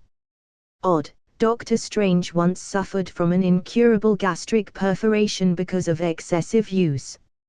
And even became blind once. This shows how painful the cost of dark magic was. Not so, General Cavill. Master Russell waved his hand and whispered, "If you want to become a qualified master, you have to deal with the devils and demons in hell from time to time. As you know, those bastards who smell like sulfur are either rude or cunning, and ordinary people have a hard time dealing with them. Therefore, it's important to understand them, to understand the usual tricks the devil uses to deceive and the rules by which the devil is bound in this world. Masters aren't headstrong people who solely rely on brute force. We must learn to use our knowledge and brains." Luke glanced at the old master's muscular body, straining his robes, and felt that the other party didn't seem to add any points to his intelligence. "Can I borrow that book?" Luke took down the Key of Solomon and looked for his next target. Master Russell recommended several books, but none of them were to his liking. His eyes kept wandering and finally stayed on a dusty ancient book. That's the Book of the Vishanti, a collection of the best of white magic." The old master hesitated. "General Cavill, it doesn't belong to the entry level. Only high-level masters could understand it." Luke's eyes lit up after hearing this, and he gently said, "Then I'll take this one. It's time to test Superman's talent for magic." Binge. Read next 50 chapters on Patreon. Visit patreon.com/binge translations. Comment. 25 comments. Vote. Chapter 234, Chapter 232. What Genius Is, Tactical Setback. The Book of the Vishanti. It was also called the Encyclopedia of White Magic and Defense Magic. The cover had the seal left by the first Sorcerer Supreme Agamotto, which could transmit many attack spells and was a powerful magic weapon in itself. It contained the world's most powerful known white magic and defense magic. Each of the spells written down could only be used for defense, never for attacking others. The reason for the existence of this magic book was to counter the dark hold written by the ancient god Cthulhu. Every white magic and defensive magic could dissolve the black magic and lethal magic created by Cthulhu. It was precisely because of this that the masters of the three sanctums were invincible in the face of dark holders and sorcerers at the same level. General Cavill, it's good to be confident, but once you encounter a setback, you're likely to fall into a slump. Master Russell was worried. He had seen many geniuses who had gone unrecognized. Most of the reasons for failure could be attributed to arrogance and conceit. The Temple of Magic favors the humble ones with a reverent heart. The original version of the Book of Vishanti was from the Trinity of Vishanti. Later, through generations of great masters, new spells had been added to make the content even more profound. Generally speaking, apprentice-level beginners in magic. Not to mention studying spells, even reading them was a luxury. This was equivalent to letting a junior high school student studying calculus and linear algebra vigorously. No matter how hard he worked, it was useless. Magic knowledge and mathematics were similar in the sense that they were like science. They don't lie, and they don't theorize. If you don't understand, then you don't understand. If you can't learn, then that's it. Although it is said that people who have the drive can do anything. But math problems are different. If you can't do it, you never will. And so was magic. I'd like to know the progress you make, General Cavill. If there is anything you don't understand, I can explain it to you. With his hands behind his back, the old master walked slowly to Luke's quarters. The other party chose to stay in Comatage, saying that he would concentrate on practicing for some time. And the search for Kang's whereabouts had been handed over to S.H.I.E.L.D. General Cavill, did you get anything? Master Russell saw Luke sitting in the courtyard and smiled. Considering taking care of Superman's self-esteem, he didn't directly ask how far he had learned. It usually took anywhere from a few minutes to a few days to perceive the power of magic and accept their presence, using Comatage's previous students' achievements as a reference. It wasn't easy to break the old concepts and accept new things.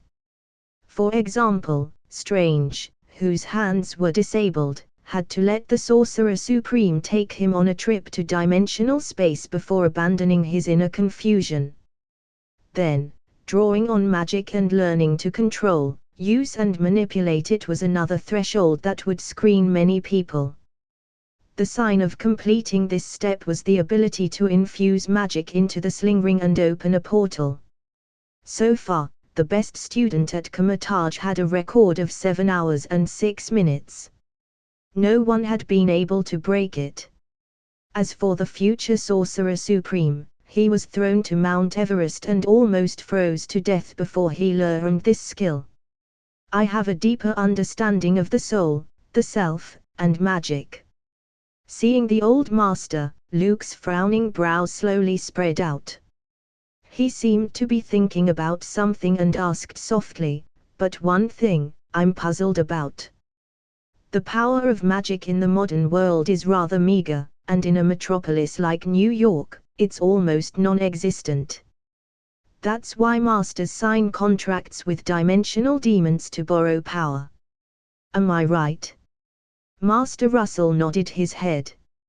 It was precisely because of the decline of magic power that those ancient gods would leave and hide in other dimensional worlds. Is there a problem, General Cavill? The white-bearded old master asked smilingly. If you find it difficult to absorb the magic power, you can use the spell in the Book of Vishanti to sign a contract with the Trinity of Vishanti. The cost of releasing white magic is much smaller. Generally speaking, there's no problem, as long as it's not consumed excessively. Luke shook his head and rejected Master Russell's suggestion.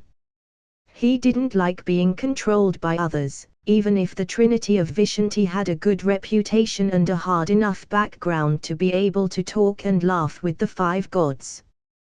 But he had no intention of becoming a master.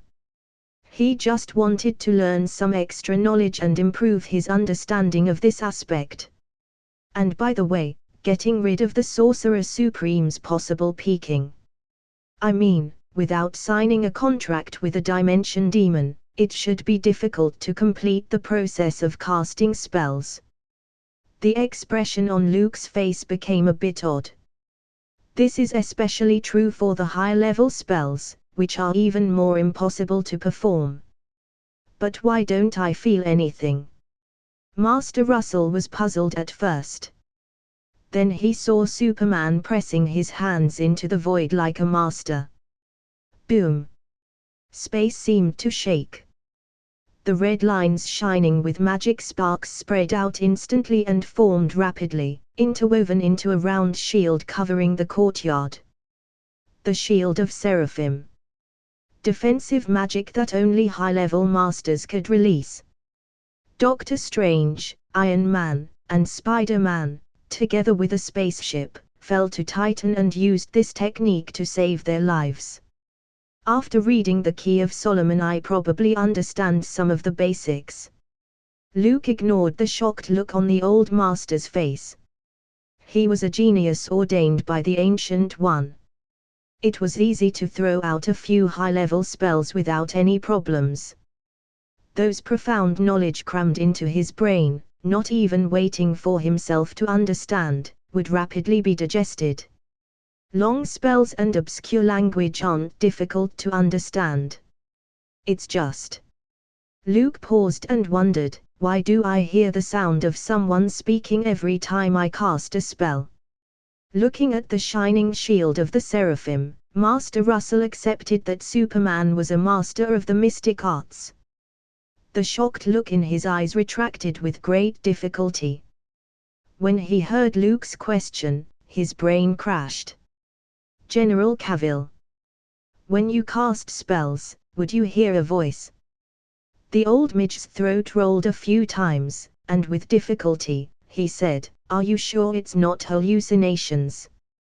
When you meditate, do you find that many stars shine in the spiritual world?" Luke frowned for a moment and nodded, "They seem to be." He sat in the courtyard and went into meditation almost instantly. Immediately afterward, the soul form, which was no different from the real body, broke free. This is the astral projection. Master Russell felt numb. In just 2 days, this Lieutenant General Superman had completed a 2-week or even 2-month progress of the students in Comatage. "Master, do you see these?" The ethereal voice reached the old master's ears. He raised his head with a stiff face to see a huge star emerging in the form of a shadowy projection. Cyttorak. Cthulhu. Dormammu. Snake God Set. Master Russell woodenly said the names of the ancient gods and multidimensional big shots. How strong was Superman's talent to be able to attract their attention? Could it be that Cavill was the next Sorcerer Supreme candidate? The old master looked at Luke with a sharp glint in his eyes. It must be so. Binge. Read next 50+ chapters on patreon.com/binge translations. Comment. 30 comments. Vote. Chapter 235. Chapter 233. 3 days to enter, 5 days to graduate. Being looked at by so many dimensional demons really wasn't normal. With Luke's amazing talent, Master Russell became even more sure of his guess. This Superman was probably the successor chosen by the Ancient One. This would explain why the other party had so many privileges. Going in and out of the 3 sanctums so easily, flipping through the library at will, and setting foot in Comatage. The word rules didn't apply to Luke. The high and mighty Sorcerer Supreme seemed to be treating him differently, making several exceptions and opening the door for him. When he thought about it, this guy being the successor of the Ancient One was even more convincing. Is that, Master Russell, a good thing or a bad thing? Luke, who maintained his astral form, looked at the many bodies projected. He didn't know about the old master's crazy thoughts. Although the Ancient One did say earlier that she might have made Luke a candidate for the Sorcerer Supreme if she didn't have a better choice in Doctor Strange. To be the leader of Comatage, the leader of the 3 sanctums. In addition to their outstanding talent, they must also have the spirit to sacrifice for the world voluntarily. This may be the only aspect where Superman was inferior to superheroes. He wasn't the kind of good guy who had a sense of dedication. Therefore, he wasn't a qualified candidate for a Sorcerer Supreme. It is hard for me to explain whether this is good or bad. After half a minute, Master Russell finally calmed down. The surprise Luke brought to him was like a promotional gift package that kept coming, one after another. He thought that this Superman was just a slightly qualified but ordinary person. Whoever thought that the dazzling light from the other party almost blinded the eyes of the old master? That was the unique brilliance of a genius. People couldn't directly look at him. Let me put it this way, General Cavill. The dimensional demons wouldn't lend their power for no reason. Master Russell organized the words and slowly said, for example, the Cthon who wrote the Cthon scrolls wrote it on indestructible parchment. It calls to him and black magic. These parchments with the power of evil flowed into the present world and caused a storm of bloodshed. Many black magicians and sorcerers are willing to sacrifice their lives for this secret book. Later, those strange parchments were revised into a book called Darkhold. It is the source of all dark magic, and every master who gets it wouldn't be able to resist the temptation and can't help but want to study the powerful magic. As a price, they corroded and degraded, and their bodies would age rapidly. Finally, the dead souls flow into Cthon's hands and serve as nourishment for the dimensional world. Luke frowned slightly, pondering. It sounds like the dimensional demons were a bunch of capitalists who raised and cut down their own food. First, they give some small profits to attract retail investors to enter. When they were fattened up, they would be harvested from time to time. They would take the body and the soul away. So, the Darkhold is the bait that Cthon threw out. Luke gazed at the huge projected stars, which emitted dazzling lights of different colors. That's right. The black one is Cthon's dimensional world. Master Russell pointed to the dark star with dim light and spoke with a solemn face. If you accept his call and choose to come closer, your soul will be drawn into it, lose its sense of self, and assimilate into it. And the rest of them? They all represent different dimensional demons. Luke glanced at the large red star, from which he felt a strong sense of oppression. That's Cyttorak. The old master replied. Luke's eyes flashed, indicating his understanding. Cyttorak was a well-known shut-in, who always liked to stay in his own crimson cosmos. He was one of the few dimensional demons not interested in Earth. So, these demons have taken a liking to me. Luke reacted. The compulsive whispers during spell casting and the astral projections in the meditative state were a way for the dimensional demons to manifest their presence. It is so. General Cavill, your talent is extraordinary, and you qualify to become a legendary master. Master Russell wasn't stingy with his praise and smiled. Dimensional demons like to find qualified spokesmen in this world and lend them the power to carry out their errands.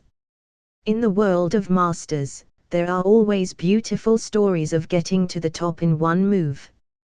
A nameless person accidentally finds a magic book or a treasure left by his predecessors, thus stepping on the road of becoming a legend. Generally speaking, the story ends here. Those listeners wouldn't know that after becoming legends, within a few years, the dimensional demons would make them pay a heavy price. Physical decay, self-annihilation. This is the real end. Luke raised an eyebrow. He could hear that the old master was warning him. Well, is there any way to block the dimensional demons' gaze? To be honest, their presence has been causing me insomnia lately. Superman asked. He had no interest in becoming a legendary master. Without the Eye of Agamotto, the Sorcerer Supreme versus Superman, it was probably a 50-50 match with the prerequisite that the Ancient One couldn't call someone. The Trinity of Vishanti was equivalent to 3 ancient gods. Unless Luke made another breakthrough, spanning 2 levels.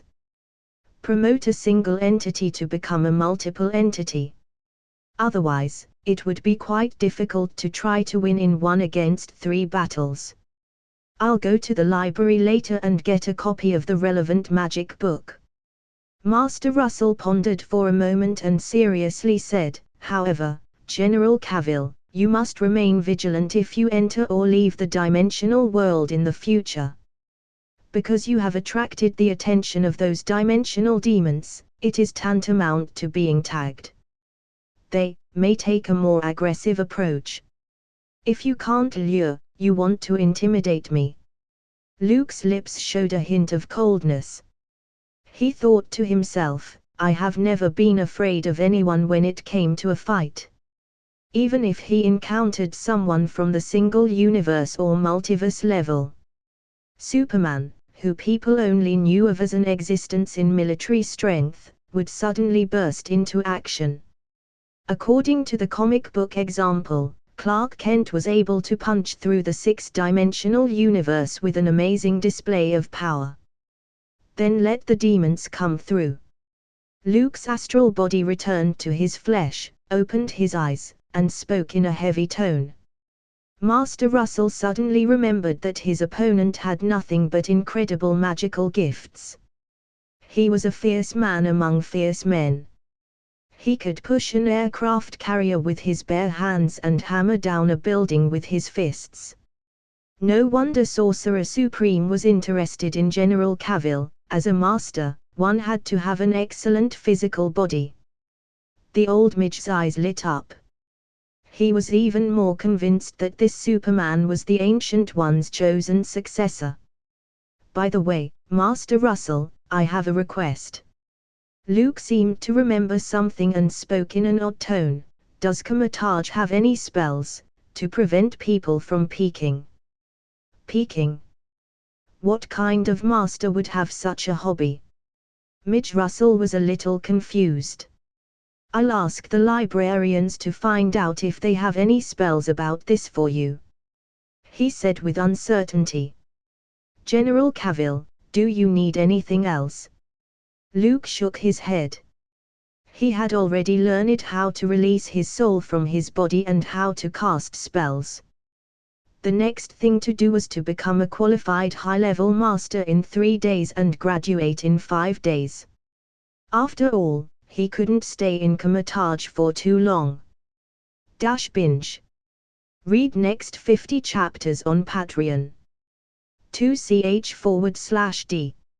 Visit patreon.com/binge translations. Comment. 21 comments. Vote.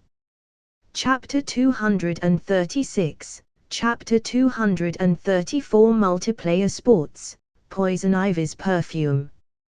The magic system of right now had gone through thousands of years of development and evolution. From the ancient times of witchcraft books, rituals, and divination, to the white and black magic that gradually took shape, the whole complete and huge framework wasn't created overnight. The first Sorcerer Supreme, Agamotto, was the child born from the Terror of Oshcha. He had remarkable talent and had been a powerful legendary master since he was a minor. In the barbaric times when magic was prevalent, Agamotto had used his iron staff to smash open the brains of countless demons. Even the Lord of Hell, Mephisto, wasn't spared. At that time, the Earth did not need to face the threat of the Dark Dimension. Dormammu was just a little wizard with no name. Agamotto's enemies, the god of the underworld Cthon, the serpent god Set, were ancient gods. Later, he gave the seat of the Sorcerer Supreme to the Ancient One and moved to the multidimensional world to reunite with his mother, Oshcha, to form the Trinity of Vishanti. As for the expansion of the Temple of the Three, the signing of a treaty with heaven and hell to prohibit the descent of angels and demons, that was another legendary story of the Sorcerer Supreme. In short, the history of the magic system was closely related to that of the Kamatage. It can even be said that the Sorcerer Supreme had single-handedly erected this solid pillar of white magic. What a powerful pair of legendary mentor and disciple. Luke closed the book. The cover was impressively titled New History of Magic. Yes, he was learning about the past origins of the magical world. He didn't intend on learning much, but after several days of intensive courses, Lieutenant General Superman had become a qualified high-level master. Getting started in 3 days and graduating in 5 days wasn't just talk. Him, being said as a genius, had been turned into reality. Of course, this wasn't a big boost to Luke's strength. Because he did not sign a contract with the Vishanti, he could only cast some high-level white magic and defensive spells. He couldn't use lethal spells like Avada Kedavra, or Finger of Death. In contrast, Doctor Strange, who the Ancient One described as the best one among us, looked very lame. After Luke read the story of Agamotto and the Ancient One, 2 generations of Sorcerer Supremes. Inexplicably, he felt that the neurosurgeon, who looked very much like Sherlock Holmes and Alan Turing, couldn't really embody the word best. Agamotto singled out the god of the underworld, Cthulhu, and beat up Mephisto. The Ancient One beat Dormammu and beat Mephisto. Well, that cunning Lord of Hell was really unlucky. Luke couldn't help but shed a tear for Mephisto, he was really pitiful. And Doctor Strange, the most notable achievement was probably his negotiation with Dormammu, and incidentally, letting Asgard's Loki free fall for half an hour. So, the reason why Strange didn't look like a Sorcerer Supreme at all was found. He didn't beat up Mephisto, which is probably the way to become the strongest master. Luke, whose mind diverged for a while. His soul returned to his physical body. Recently, he had been addicted to the astral projection experience. This was an experience in which the body was asleep, and the soul continued to move. Like feathering and floating, it made his body feel extraordinarily light. Moreover, the soul was more sensitive to the surrounding natural elements. It's like taking off your coat and running around naked. Superman's wonderful metaphor. It's time to go back and deal with Kang the Conqueror. Luke opened his eyes. No one knew when the Ancient One would come back, and it was useless for him to stay in Kamar-Taj. No one can find her at a critical moment. This is just how the Sorcerer Supreme is. If they could use Temple of the Three's window to the worlds to monitor suspicious places 24 hours a day, they could always find traces of Kang the Conqueror. Who knew that the Ancient One took the opportunity to take a vacation, and no one knew where she was? What is Melina doing right now? Luke, who had enough rest, stretched out his right hand wearing a sling ring and casually drew a circle. The beating magic sparks cut through space, revealing the opposite view, the balcony of the 46th floor of the Baxter Building. Ha!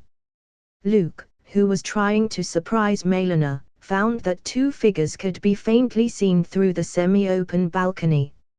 In addition to walking on flat-heeled shoes, she wore a floral dress with her long wavy hair behind her head. There's someone else. I can't believe she's smiling so happily. Luke narrowed his eyes, subconsciously thinking of certain drama plots. His eyes passed through the curtains and the wall. Finally seeing who the other person was. Oh, it's Carter. That's all right. Luke, with a serious face, instantly recovered his composure. He walked through the portal at a leisurely pace and arrived outside the balcony. The hustle and bustle of traffic in the streets of Manhattan poured into his ears.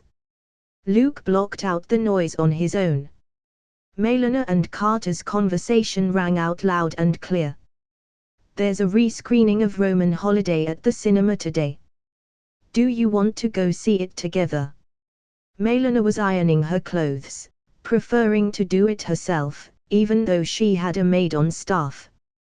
Do you like Audrey Hepburn movies too? Carter stood by with her arms across her chest. Of course, I am a big fan of hers. Melina put down the iron and cheerfully said, Luke attended a party before. There were a lot of Hollywood stars attending.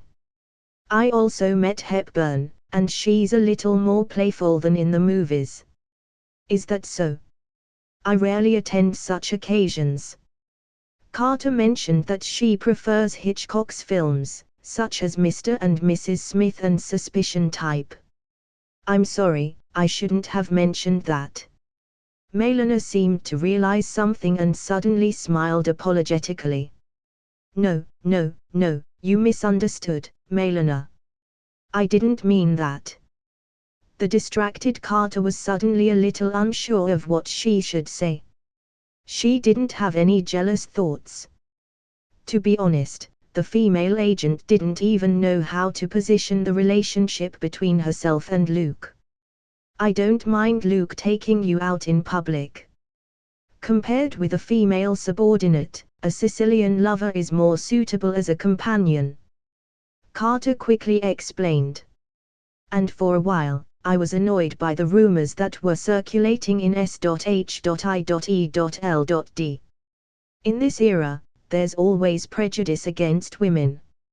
Some people think I only got to the commander's position because I slept with Luke. Melina smiled softly, with a motherly glow on her face. She was several years older than Carter and looked like the older sister next door. She gently hugged the other party's shoulder. The beautiful face that God has given you can sometimes be a source of misconceptions, Melina said reassuringly. She understood this quite well. Luke said that labeling people is a stupid thing to do. Peggy, you've proven yourself to be a great professional to those men. The atmosphere in the room suddenly eased down as if overflowing with a faint smell of flowers. Luke, standing on the balcony, was stunned. Isn't this a bit too fast? Melina actually captured the cold and attractive female agent with just a few kind words. I want to get involved too. Luke watched the two women snuggling up to each other, and his heart was stirring. It's time to unlock more positions and open the new version of the relationship. It's very difficult to execute. Luke's footsteps suddenly stopped. According to Carter's strong character, combined with a narrow outlook in this point, Melina was much better. After all, the latter was born in passionate Italy and still had an adventurous side in her heart. For example, the last time they were at the restaurant, Carter would have never done that. Multiplayer sports.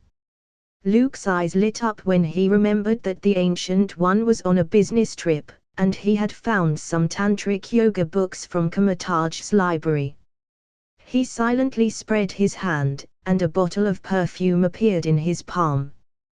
Poison Ivy's phenomenon perfume, a disposable item. Its effect was to increase one's attractiveness to the opposite sex.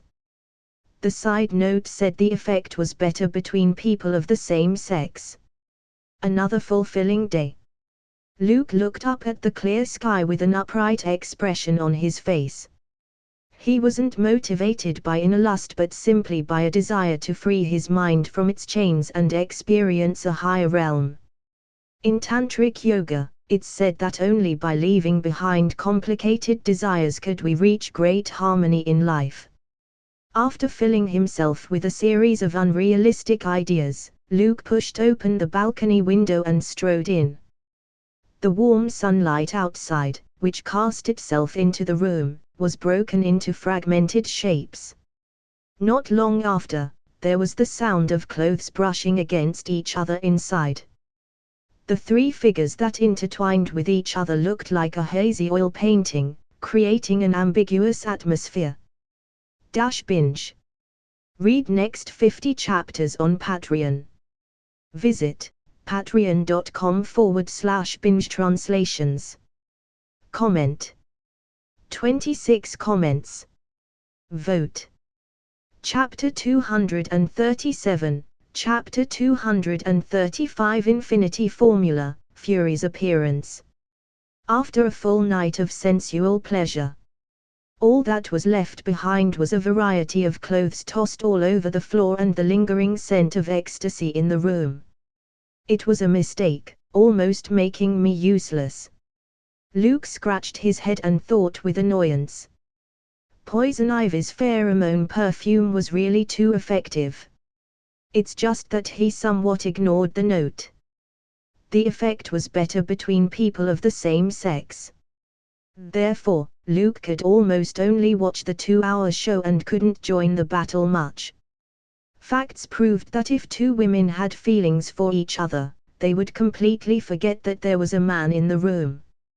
He was a master of unparalleled skill but unexpectedly didn't get the chance to prove it. Can I take the day off, Director? Carter asked, with her eyes half open, embraced Melina, who was still wandering in a sweet dream. Her voice was extraordinarily charming. Compared with her usual cold temperament, she was like a different person. Was this the beauty of developing a new version of the relationship? Granted. Luke took a glance at Melina and Carter, who were intertwined, and lamented, multiplayer sport is really time-consuming. Morning came before we knew it. The energetic Lieutenant General extinguished his desire for another battle. He wasn't a heartless pile-driver who only cared about his own pleasure. It's time to check S.H.I.E.L.D's work and see if there are any clues about Kang the Conqueror. Luke thought silently and left the messy bedroom. He spent a little time washing and then ordered a hearty breakfast through room service. Pancakes with syrup, bacon, and eggs, toast with jam. It tastes pretty good. During the few days he stayed at Comatage, he was served 3 bland meals a day, which made Luke, who was used to the decadent life of capitalism, a bit uncomfortable. I have to keep my original intentions, don't be fooled by sugar-coated bullets. After eating a 3-person breakfast on his own, Luke finally filled up his empty stomach.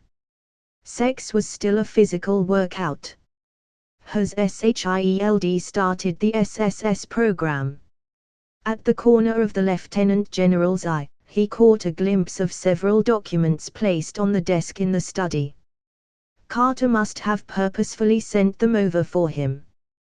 Clearly, Luke wasn't a competent director. He threw most of his work to Carter and devoted his energy and time to other things. Nevertheless, the general framework of S.H.I.E.L.D, as well as the future development plan, were formulated by this unprofessional Superman alone. The SSS plan was one of them. The predecessor of SHIELD, the Brotherhood of the Shield, which gathered many famous people in history, had researched immortality elixirs. In front of the scale of time, the length of human life was indeed very small, like a single molecule of water in the ocean. So, Isaac Newton, yes, that encyclopedic all-rounder could be ranked among the top 10 great geniuses in human history. He was a member of the Brotherhood of the Shield.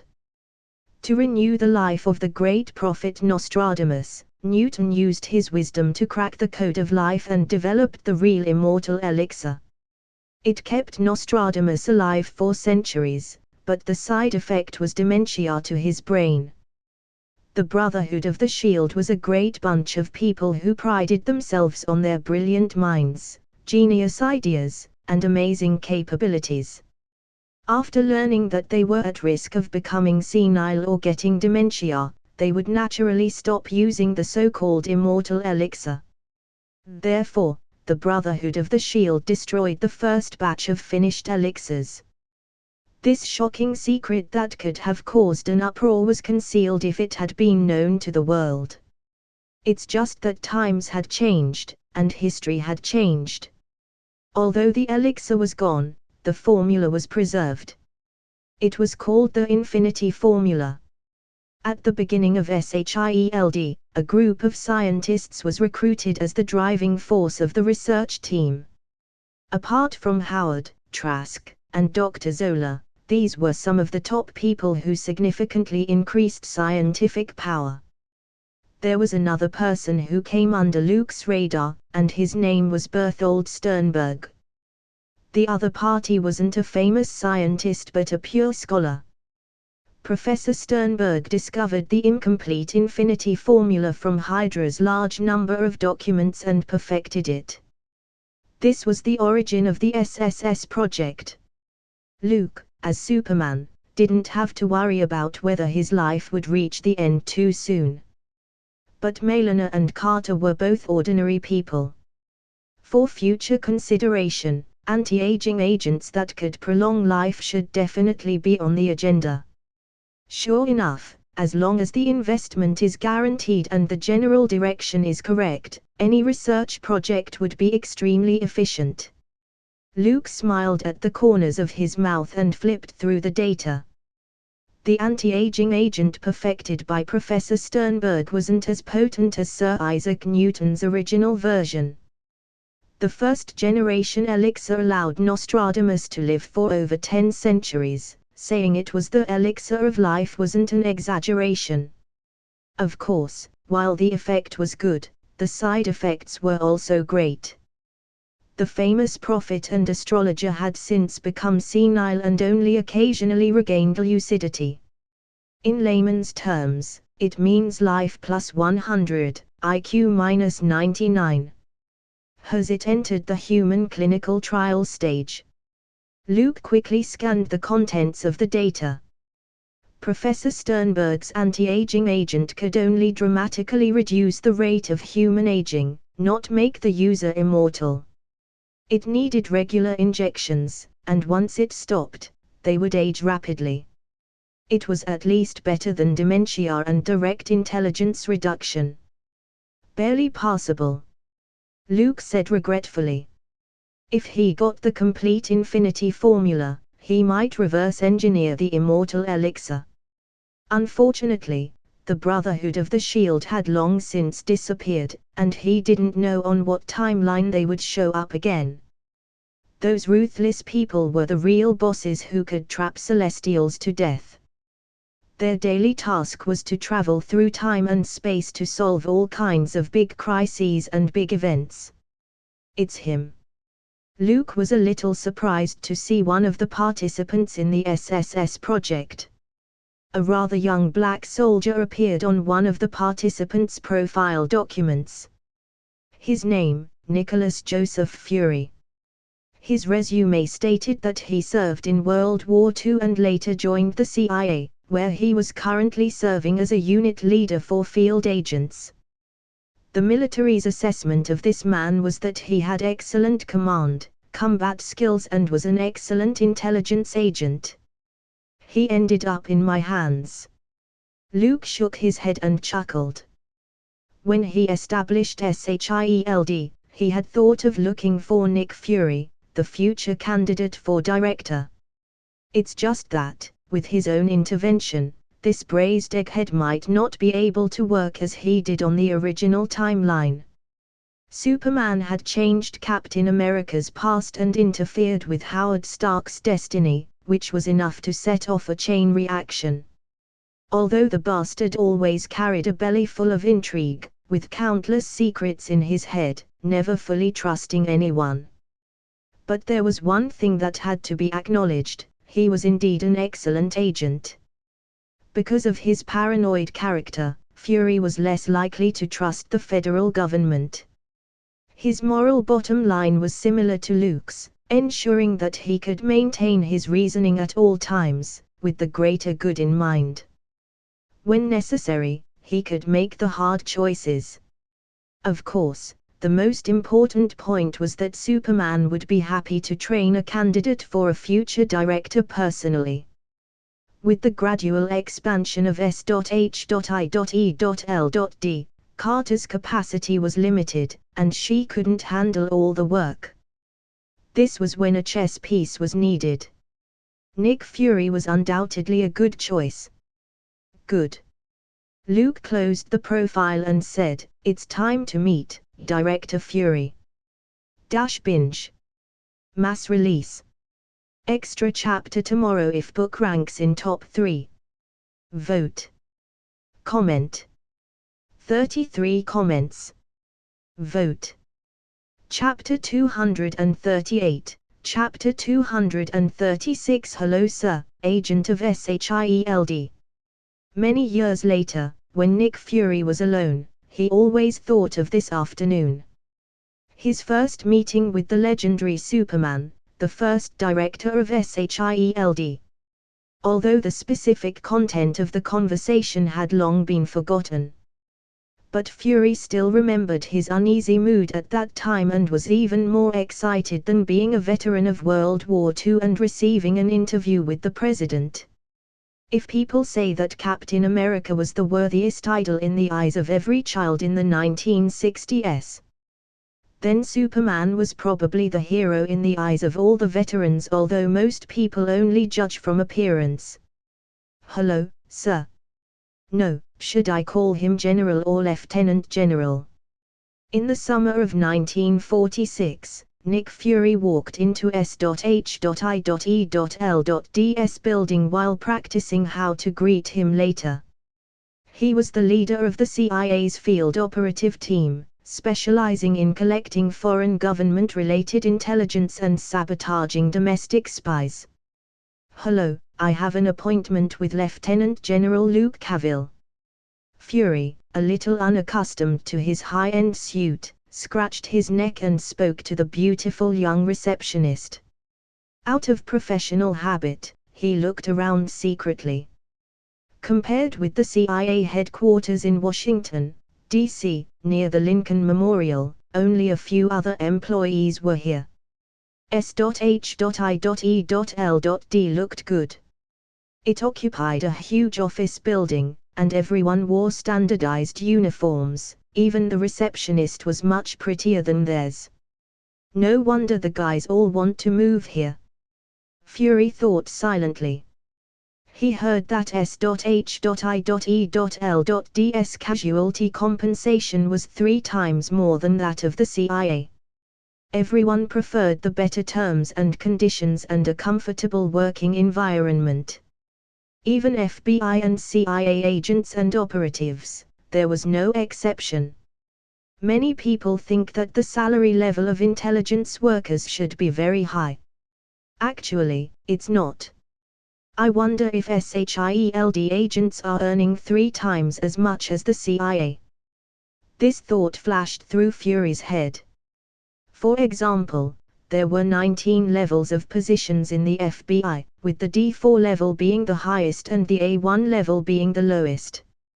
In general, the total salary of a D4 for 1 year was around $120,000 to $130,000.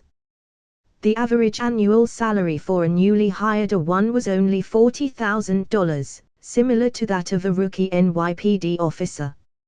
After taking out the necessary subsidies and overtime and deducting the 26% federal, state, and local taxes, the actual amount they could get was probably even less.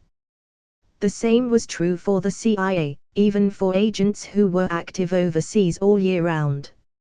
In addition to the funds allocated for operations, the real annual salary was only $70,000 to $80,000, which wasn't as good as the Wall Street bloodsuckers. As bottom-of-the-barrel agents, the most generous sum of money they could receive in their lifetime was probably the severance pay after they died on duty. Not every agent, like James Bond, wore a handmade high-class suit, suave, enjoying cars and drinks, and having an enviable life of global travel. That was more of a dramatized imagination that had been embellished and romanticized. Mr. Nick Fury. This is your access card. Please take the elevator and go up to. After checking the information, the receptionist handed an electronic access card to Fury. The director is in a meeting. You may have to wait a few minutes. Fury nodded, took the access card, and turned to the elevator. He didn't know why Superman wanted to see himself. He was just suddenly informed that a meeting was scheduled for this afternoon. At first, Fury got the letter in his mailbox and thought he'd come across a new form of fraud. He read in the newspaper that some professional scammers would send many people letters like congratulations on winning the first prize or rich women seeking a child for a lot of money. Taking advantage of people's nature of wanting to get rich quickly, to receive the reward, or to be chosen by the rich woman, they must first send money. Those reasons were so bizarre that it was almost immediately obvious that it was a scam. If they could cast a wide enough net, they could always catch a foolish fish. Many people that had fallen for the scam got angry and reported it to the police. Especially those who were looking forward to spending the night with a rich woman. After finding out that the so-called rich woman was actually a stingy man, their hearts were damaged twice. So, the vigilant Nick Fury originally wanted to assist the police department in Virginia by making a report to break up the scammers group. However, after opening the letter, he saw the red stamp of SHIELD on it, with the address and contact information. With a dubious and cautious attitude, Fury made a phone call and got a definite answer from the secretary. Superman wanted to meet him. It turned out to be true. Fury was confused at that time. How did he, a nobody, get the attention of that Lieutenant General, the war hero? Is it because of the SSS program? Fury walked into the elevator, a little puzzled. He was one of the hundreds of soldiers recruited for the anti-aging drug test by the military. The purpose was simple, to earn extra income. Generally speaking, some retired veterans or recruits in the military were willing to try those experiments that required volunteers, as long as the risks weren't very high. If they could earn a lot of money easily, who wouldn't want to? Of course, if they were unlucky enough to meet a conniving official, they might have to be a guinea pig for free. Corruption and dishonesty were everywhere, and it's just a fact of life. As the director of SHIELD, how could a lieutenant general waste his time meeting with every soldier participating in the test? Fury shook his head and denied this guess. He stepped out of the elevator with trepidation, walked through a curved corridor with 2 doors, and was guided by a female secretary into the director's office. "Please wait a moment." The female secretary had a sweet smile on her face. "Okay." Nick Fury sat upright, watching the graceful back, disappearing in the doorway. The secretaries, beside big shots, always looked beautiful. The bored Fury thought so. A few minutes later, the office door was pushed open. A cheerful smiling voice entered the room earlier than the figure. "Hello, Sergeant Fury." Seeing the legendary Superman, Nick Fury quickly got up. His first reaction was that he was too young. Although Superman was often featured in newspaper headlines, the feeling was undoubtedly a little stronger when he saw him in person. Sergeant Nicholas Joseph Fury, 1st Battalion, 5th Cavalry Regiment of the Army, reporting, General. Hearing Luke addressing him with his military designation, not as a CIA agent, Fury subconsciously gave a military salute. A loud voice echoed through the office. "Sit down, don't be too formal." The corners of Luke's mouth smiled, seeing the future braised egg-headed director, now looking like a novice rookie, was quite amusing. "Sergeant Fury, I've read your file. You served with commendable dedication during World War II and currently lead a field team in the CIA. Not long ago, you captured a few spies. Even General Vandenberg has heard of you." Hoyt Vandenberg, a lieutenant general in the Air Force, was the current CIA director. Speaking of which, SHIELD and the FBI weren't very cooperative, and the latter's director Hoover was repeatedly humiliated by Luke in public. However, Their relationship with the CIA was good, and it was almost a friendly alliance that helped each other. Lieutenant General Cavill, you're praising me too much. The young Fury grinned, revealing a mouthful of white teeth. He was modest, but he couldn't hide the excitement in his heart. This was a compliment from Superman. Sergeant Fury, have you ever considered joining S.H.I.E.L.D. Luke leaned forward and tapped his fingers on the table. I welcome talents here, like you. There was an obvious shock on Fury's face. Is he recruiting me? I'm with the CIA. Fury, who was still young, scratched his head and hesitated. It's okay. General Vandenberg doesn't mind you moving to SHIELD.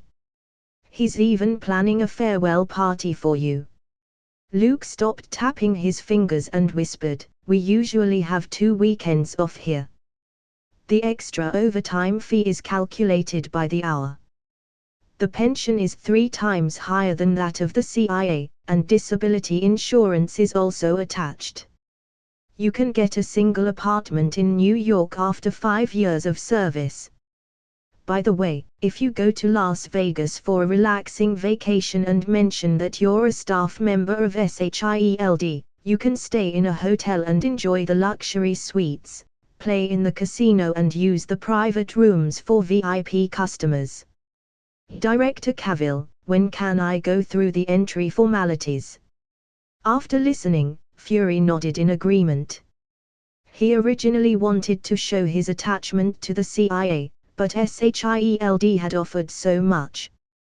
He didn't even need to think about it. Binge.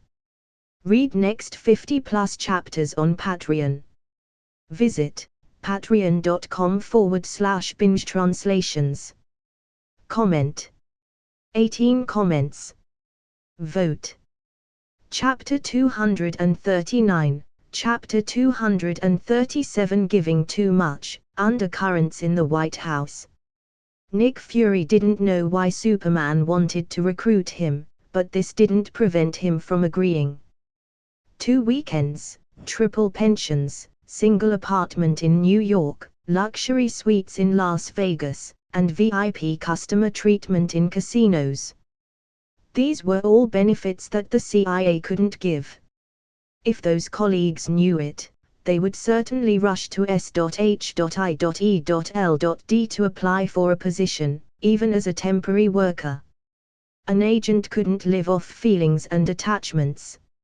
In the face of a higher salary and better conditions, everyone would know what to choose. The young Fury was no exception, although he had some inner doubts. What does General Cavill see in me? This was what made Fury, who had left the office, feel puzzled. As a nobody in the CIA, he didn't have an impressive resume. He led the capture of several Soviet spies, which was the largest and most meritorious mission Fury had ever participated in since joining the intelligence division.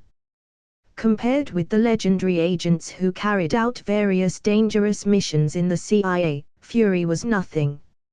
Lieutenant General Cavill's compliment just now was more of a polite remark than a real one. The only person who could talk to the CIA on an equal footing was perhaps Director Vandenberg, who also held the rank of Lieutenant General. If S.H.I.E.L.D. wanted to recruit him, it only needed to send a letter or give notice. There was no need for Lieutenant General Cavill to come out in person. This was really abnormal. What strengths do I have that I don't know about and that Lieutenant General Cavill had discovered? With this question, Fury walked into the elevator. He would go through the formalities tomorrow, sign an employment agreement, and become a glorious agent of SHIELD. I'm sure I'll have to invite my CIA colleagues to dinner tonight. This was a necessary procedure.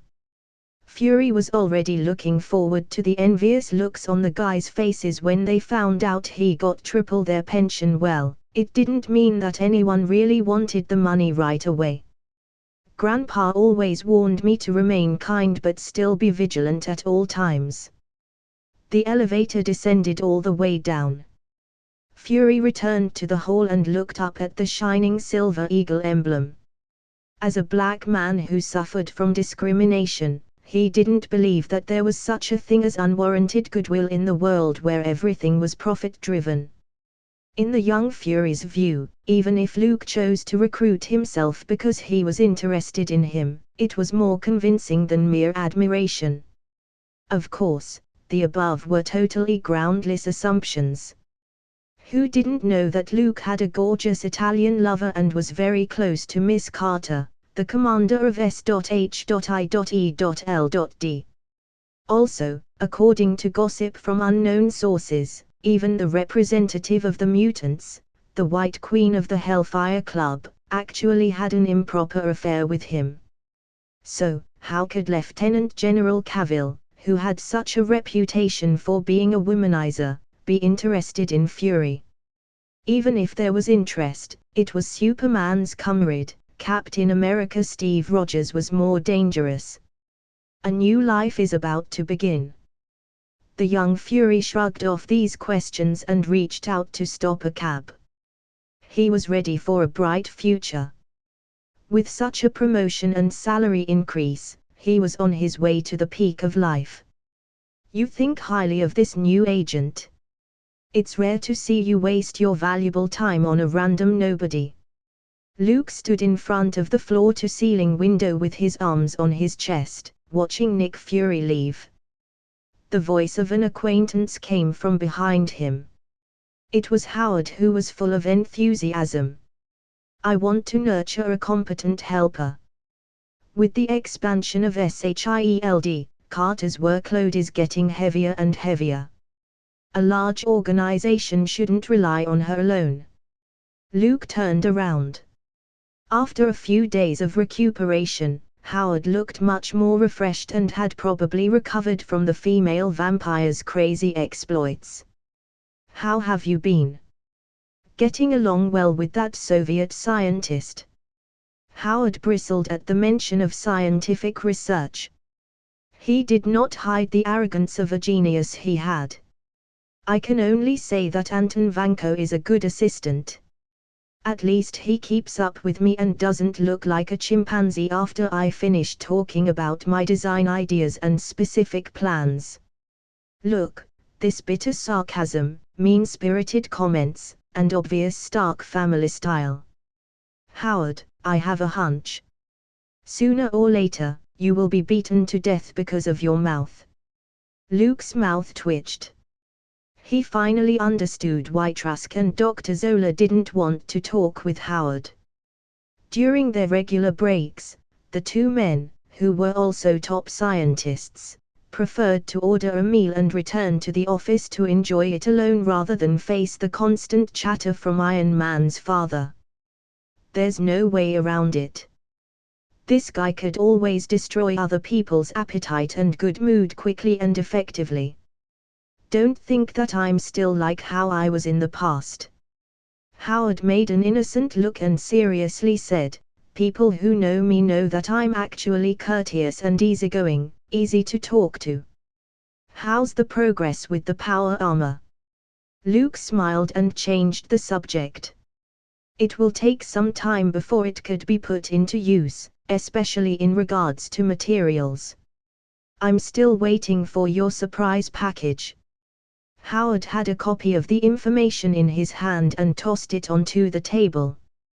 By the way, I have been looking for you several times before.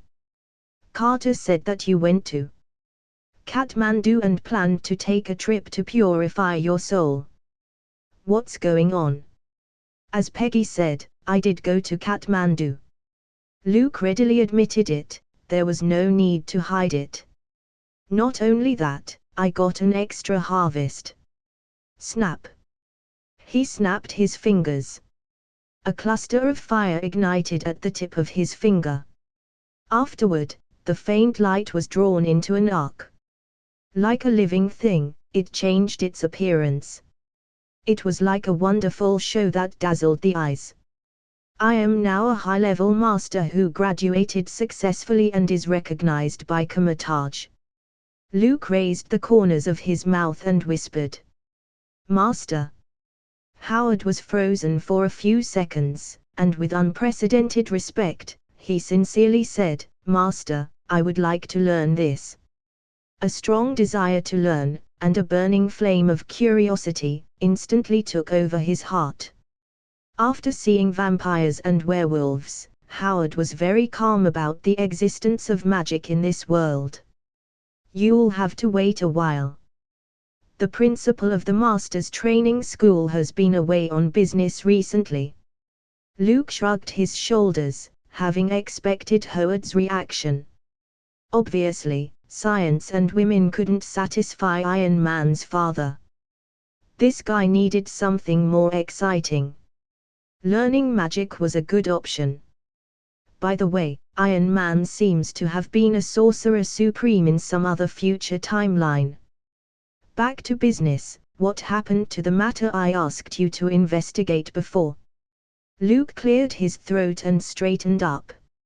He looked around with supervision, without missing a single detail.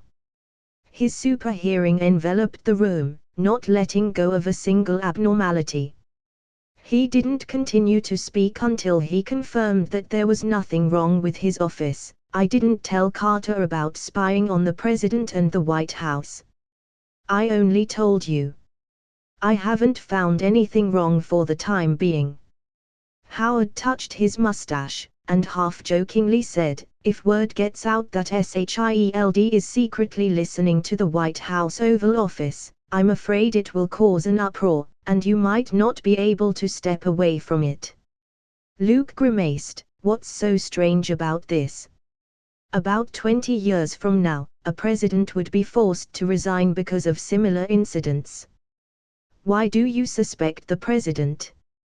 He has so many Secret Service agents and bodyguards on his person. How could there be a problem?" Howard asked, puzzled.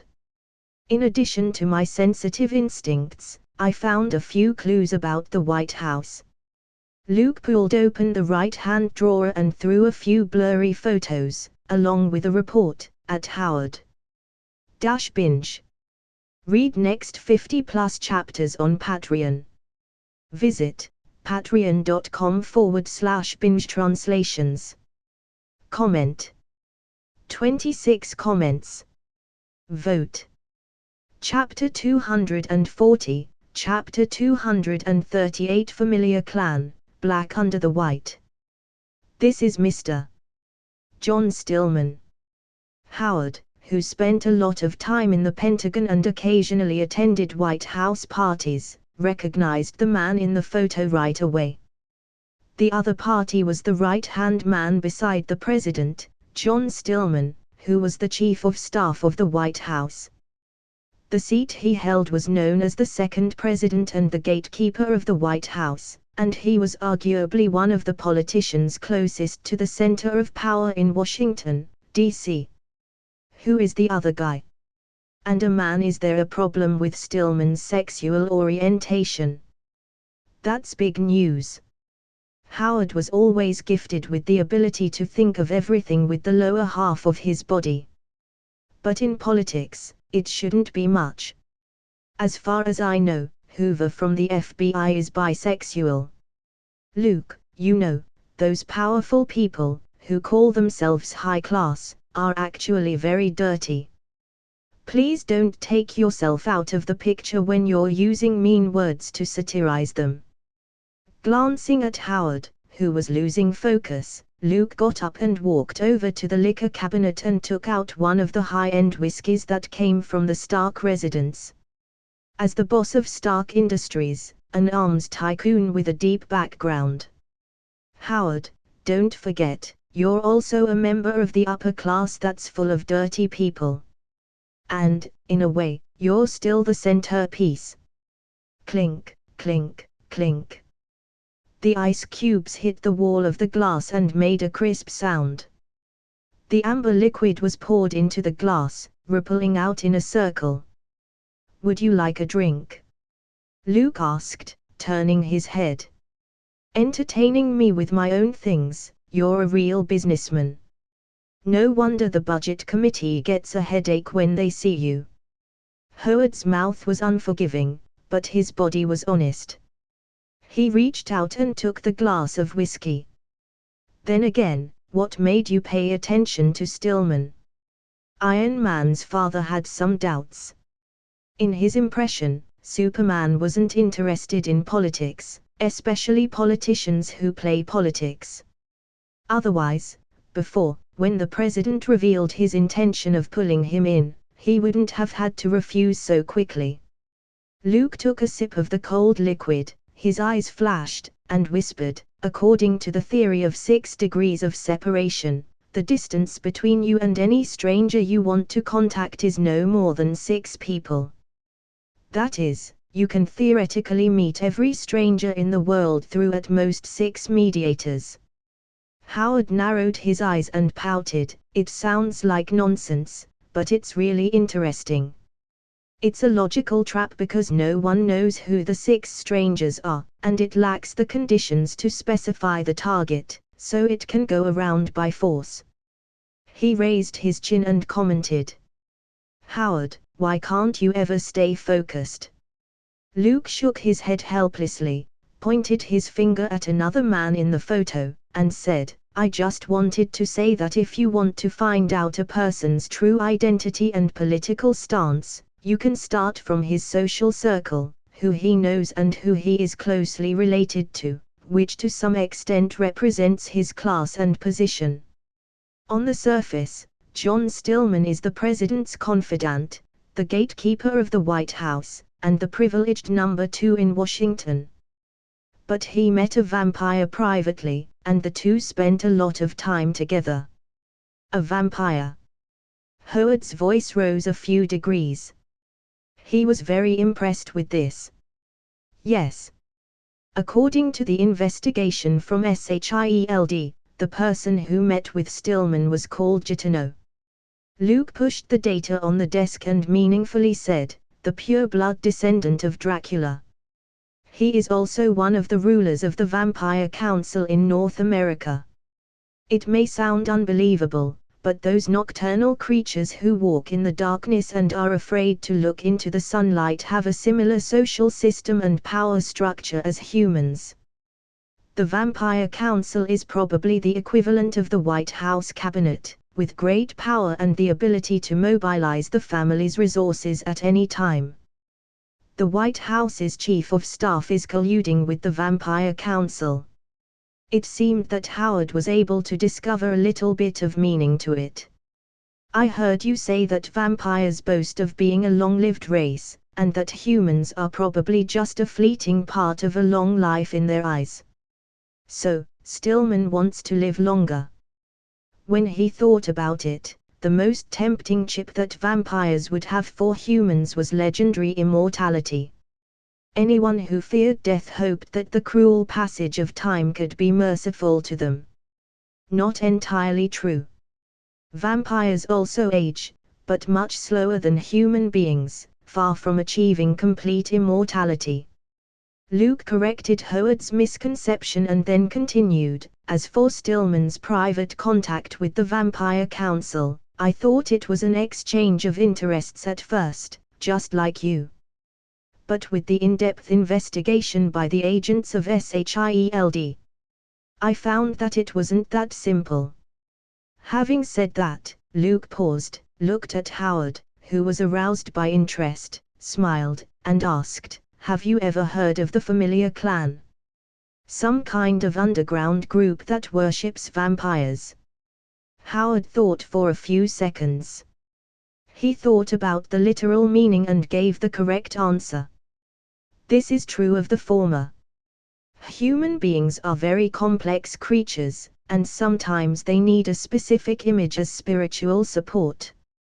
Luke raised his glass, stared at the amber liquid, and faintly said, the emptier you are, the more you need spiritual support, but this is within the normal scope of faith, which is a matter of personal freedom, and there's nothing wrong with it.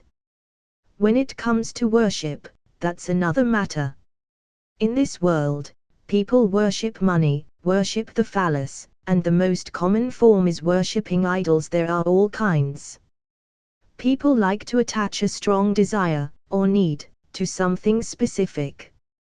The familiar clan are a group of people who seek immortality, agelessness, youthful bodies, and vibrant vitality. Later, they slowly developed into vampire worshippers who want to become vampires and even consider themselves slaves of vampires and humans as inferior creatures. Oh, short-sighted sad people. Howard's face showed contempt. With his knowledge and pride, he naturally despised these people. To be more precise, he thought that because their hearts weren't strong enough, they gave up thinking for themselves and gave this power to others, they could all be classified as fools. Of course. Except for personal faith, which wasn't about worship. Howard himself wasn't a devout Christian. I didn't realize that Stillman was a familiar and secretly worshipped vampire. He graduated from Duke University's law department. I thought that studying law should have made him more rational than normal people. Before I met you, I thought MIT geniuses were probably the kind of nerds who couldn't get close to women, and I thought scientists were always serious and rigid. Luke's rebuttal left Howard speechless. He tried 100 times to be mean and poisonous, but it didn't seem to have any effect in front of the other party. Stillman began contacting the Vampire Council after I left Washington. Before that, he didn't show the slightest sign of abnormality. Luke turned to Vampire Council Gatineau's information, which was relatively simple and not at all as detailed as the White House's Chief of Staff, John Stillman. From this point, they could see that S.H.I.E.L.D.S agents might be enough to deal with ordinary people. But they weren't enough to deal with vampires. In fact, it's not just Stillman. From the information I have on hand and from the results of the investigation, it appears that perhaps a third of the members of Congress are either familiars or have close ties to them. Luke stated a shocking fact. This was the upper level of the pyramid of power in the country, which was almost completely infiltrated by vampires. Aware of the seriousness, Howard finally withdrew his cynical and frivolous expression. The vampires in North America seem to be developing better than those in Europe. He took a sip of whiskey and expressed his doubts. The two sides are different. The pure-blood descendants of Dracula have more unity. They are closely connected with human society, while the situation in Europe is rather chaotic. Luke gave a brief introduction. In addition, the New York Sanctum hasn't done much to combat the darkness, which has given the Vampire Council a chance to linger on. Over the years, the penetration of pure-blood descendants into business and politics had been significant. At its peak, half of the top executives of the major financial institutions on Wall Street were familiars. That's why the Wall Street elites were called bloodsuckers. There was nothing wrong with interpreting it that way. Howard, remember Kang the Conqueror I mentioned before? Closing the documents in his hand, a sharp light swept through Luke's eyes. Howard, sitting opposite, frowned and asked, "The guy who can travel through time and space, posing as historical figures everywhere?" "That's right. At first, I thought that if Kang wanted to choose a leader with high status and power, he would probably focus on the Soviet Union."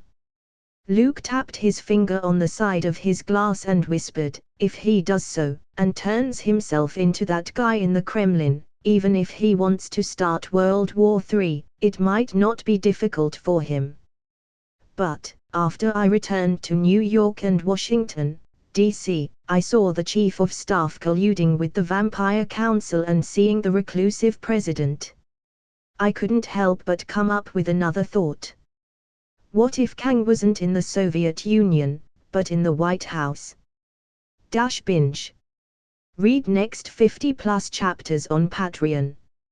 Visit patreon.com/binge translations. Comment. 26 comments. Vote. Chapter 241, Chapter 239 Nuclear Briefcase, Making Headlines. The White House. Howard's eyes were as white as brass bells, and his face was covered with shock. Isn't your speculation a bit too bold? Howard's eyebrows were twisted together, seemingly in disbelief. Use your brain. If you were Kang, what would you do? Luke shook the whiskey in his glass and smiled, hiding in the first place people would guess, or somewhere unexpected. Howard pondered for a moment, pursed his lips, and thought carefully. It seemed to make some sense. He then agreed with Luke's statement. Superman's guess wasn't completely impossible. Logically, it made sense. Kang the Conqueror liked the high status, with enough power to make things happen. Therefore, everyone subconsciously thought that he would choose the Soviet Union. The opposing camps, sufficient military strength to compete, far from Temple of the Three and Superman. This was the perfect foothold. After the end of World War II, the biggest winners were the rapidly rising Soviet Union and the United States, which gradually grew into recognized superpowers. The Red Bear, which dominated the Siberian plains, and the bald eagle that always wanted to dominate the world. The atmosphere of the Cold War, with swords drawn but no confrontation between them, had been revealed. Therefore, the person sitting in power in the Kremlin was likely to be the first choice for Kang the Conqueror. So why couldn't the president in the White House be the second choice? But we went to the president's house not long ago. Did you notice anything unusual? Howard asked in a deep voice. He thought it was a secret investigation of the White House, but he didn't expect the truth and characters involved. It was increasingly alarming. This is where I feel hesitant. Arguably, Kang's high-tech equipment couldn't fool Superman's senses, but I didn't notice anything wrong at that time. Luke's voice sounded hesitant for a moment, then resumed its firmness. But it doesn't wash away the suspicion of the President's Chief of Staff, John Stillman, who started to contact the Vampire Council when we went to Paris. So, Kang may have taken the President hostage and took his place. As Howard spoke, his face was as heavy as lead. If he continued to speculate, the seriousness of the matter would be beyond his imagination. If all this were true, Luke's speculation would be the correct answer. Then, the beginnings of World War III may no longer be just a cause for concern or joke for historians. To know that the nuclear weapons button of the United States was in the hands of the president, who could make bad decisions and destroy the world at any time. Howard once heard that each president inherited a black suitcase when the presidential transition happened. It weighed about 18 kilograms and had a secure combination lock on it. The surface was a titanium shell specially made by the Zero Halliburton Company, bulletproof, fall-proof, collision-proof, and of high quality. The president was usually guarded by 5 special bodyguards on a 24-hour rotating basis, who wouldn't leave the president, even to go to the toilet, and were authorized to shoot any suspicious characters on the spot without prior warning. Under heavy protection, except for the president himself, almost no one could get close to the suitcase randomly. Don't be so nervous, Howard. It hasn't come to that yet. Luke calmed the other party's emotions. Launching a nuclear weapon and starting a new apocalyptic era shouldn't happen. Kang was the type of player who raided with deep strategy, more inclined to silently develop a ripple, change history, and conquer the world.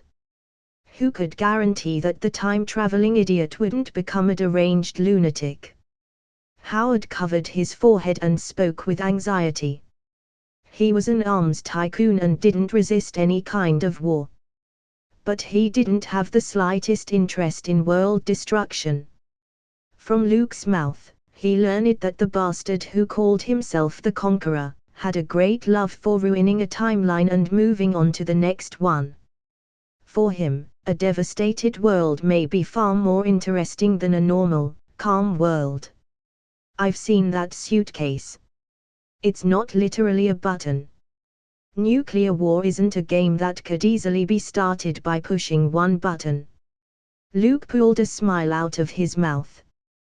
The so-called nuclear button wasn't something like a nuclear bomb that went up in the air after the push of a button, resulting in a terrifying nuclear mushroom cloud. If it were that simple, who could guarantee that the man wouldn't be a war madman in the presidency? It wasn't wise to put the safety of the world on the shoulders of one person. Then what is it? Howard asked curiously. The legendary nuclear briefcase itself had a layer of mystery. 4 documents. Luke simply said. 1 is a record of the number of nuclear weapons of the United States, their deployment locations, and their intended launch routes. The 2nd is a confidential list of secret bases that the president could use in the event of war or emergency. The 3rd is a wartime broadcasting program that allows for speeches to be given to the nation in the event of a bombing on our nation. The last one is the identification serial number, which is used to confirm the president's personal instructions. In addition, there's a secure private phone, a custom-made model produced by Skynet, that provides direct access to the Pentagon's Nuclear Warfare Center and Air Force commands. Luke spilled the beans on the top secrets of the White House. Howard was stunned to hear this, almost thinking that this Superman had been president before. Otherwise, how did he know? Where did you get your information? He held his question for a few seconds but couldn't resist. The suitcase is normally kept in the basement of the East Wing of the White House. Because the president was going out, it had to be carried by his entourage. I was curious at the time, so I looked through the contents. Luke shrugged his shoulders and answered calmly. The titanium casing couldn't block Superman's vision. As expected of Superman. Howard gave a thumbs up and pulled his jacket tighter around his body as if he was worried about being naked. Only you would use this ability to look at other people's naked bodies. When he saw this gesture, Luke showed his disgust instead. So, what are you going to do next? Howard coughed twice to cover up his embarrassment and changed the subject. Haven't thought about it yet. Luke actually wanted to fly straight to the White House, kick down the door, and punch the president in his seat. According to his belief, if he was 60% sure of something, he could just go ahead and do it, regardless of the consequences. Before I can do anything else, I need to confirm the president's identity. Luke raised his eyebrows and whispered, but I also think that Kang would probably figure this out and is prepared to deal with it. So, I'm going to make things a little more complicated and play this game with him. Howard scratched his hair. In terms of force, he was very confident in Lieutenant General Superman. Aryan Superman, Namor, Sebastian Shaw. These people have proven Luke's strength with their own miserable fates. Only this time, his opponent was a time-traveling fugitive from the future. If they weren't careful enough, they might be capsized. I'm telling you these things to prevent any accidents for myself. Luke's eyelids lowered, making it difficult to understand what he was really thinking. Don't tell anyone, especially Peggy. She can't help much, and this will only increase her worries. Howard nodded his head to show his understanding. Most of the time, he behaved like someone who couldn't be trusted. But occasionally, he could be very reliable. The first step in this game starts with Nick Fury. Luke put down his glass, already thinking of the right person to carry out the task. S.H.I.E.L.D's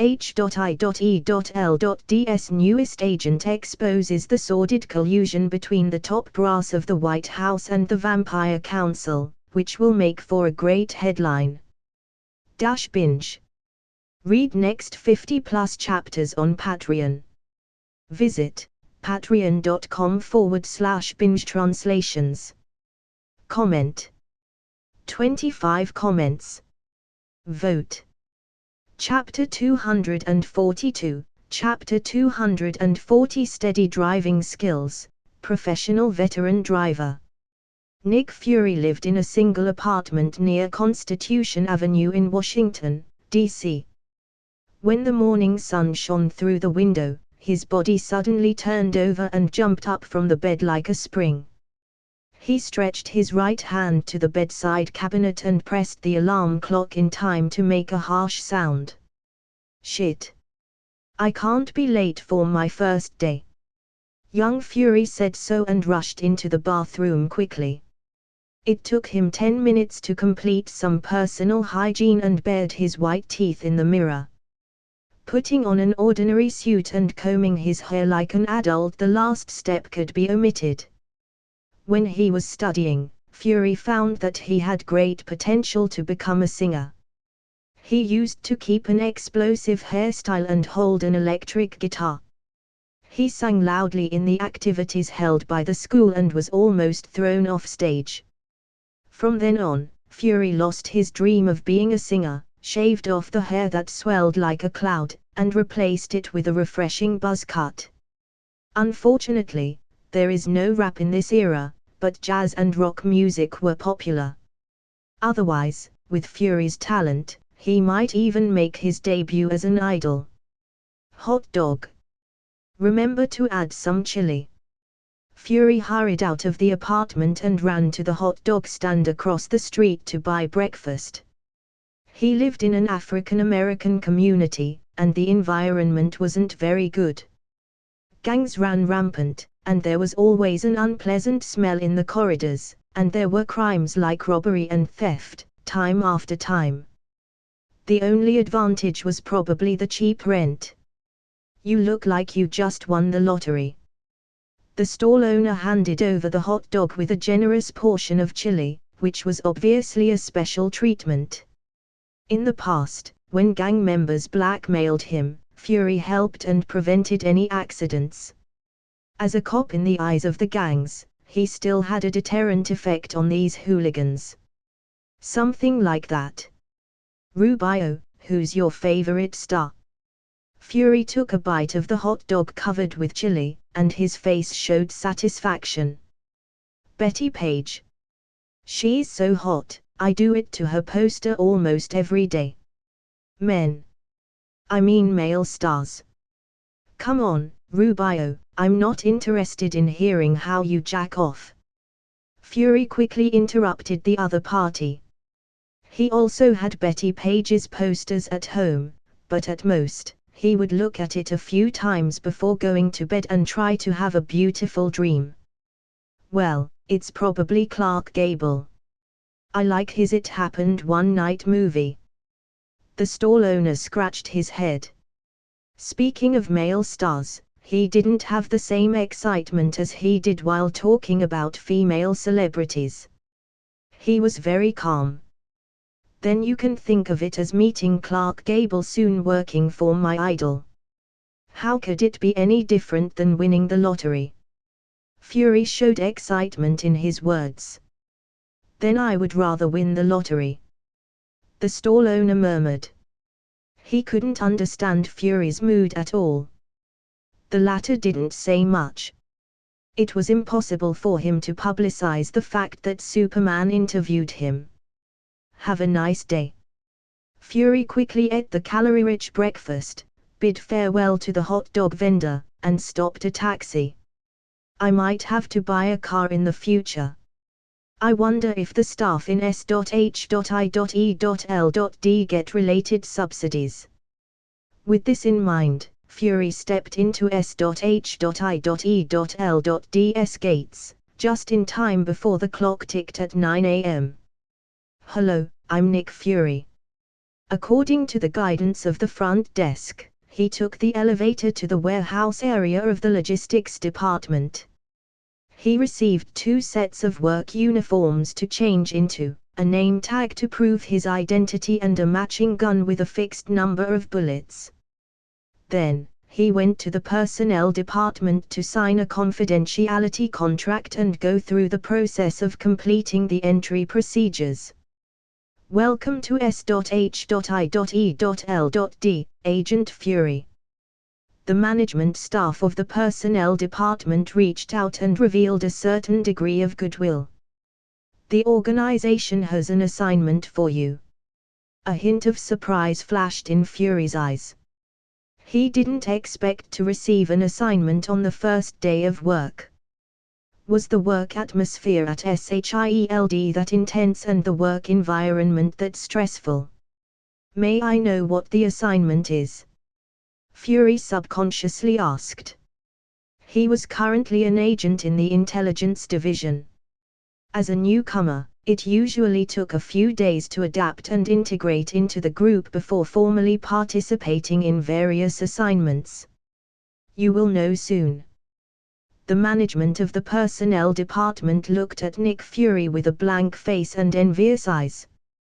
This is a good thing that many people in SHIELD aren't lucky to get. Fury, who was full of doubts, went to the underground garage of S.H.I.E.L.D, according to the other party's instructions. A rather low-key black car snapped on its headlights, shining on him. The driver in military uniform handed over the keys to Fury and spoke with a sense of honor in his tone. This job is yours.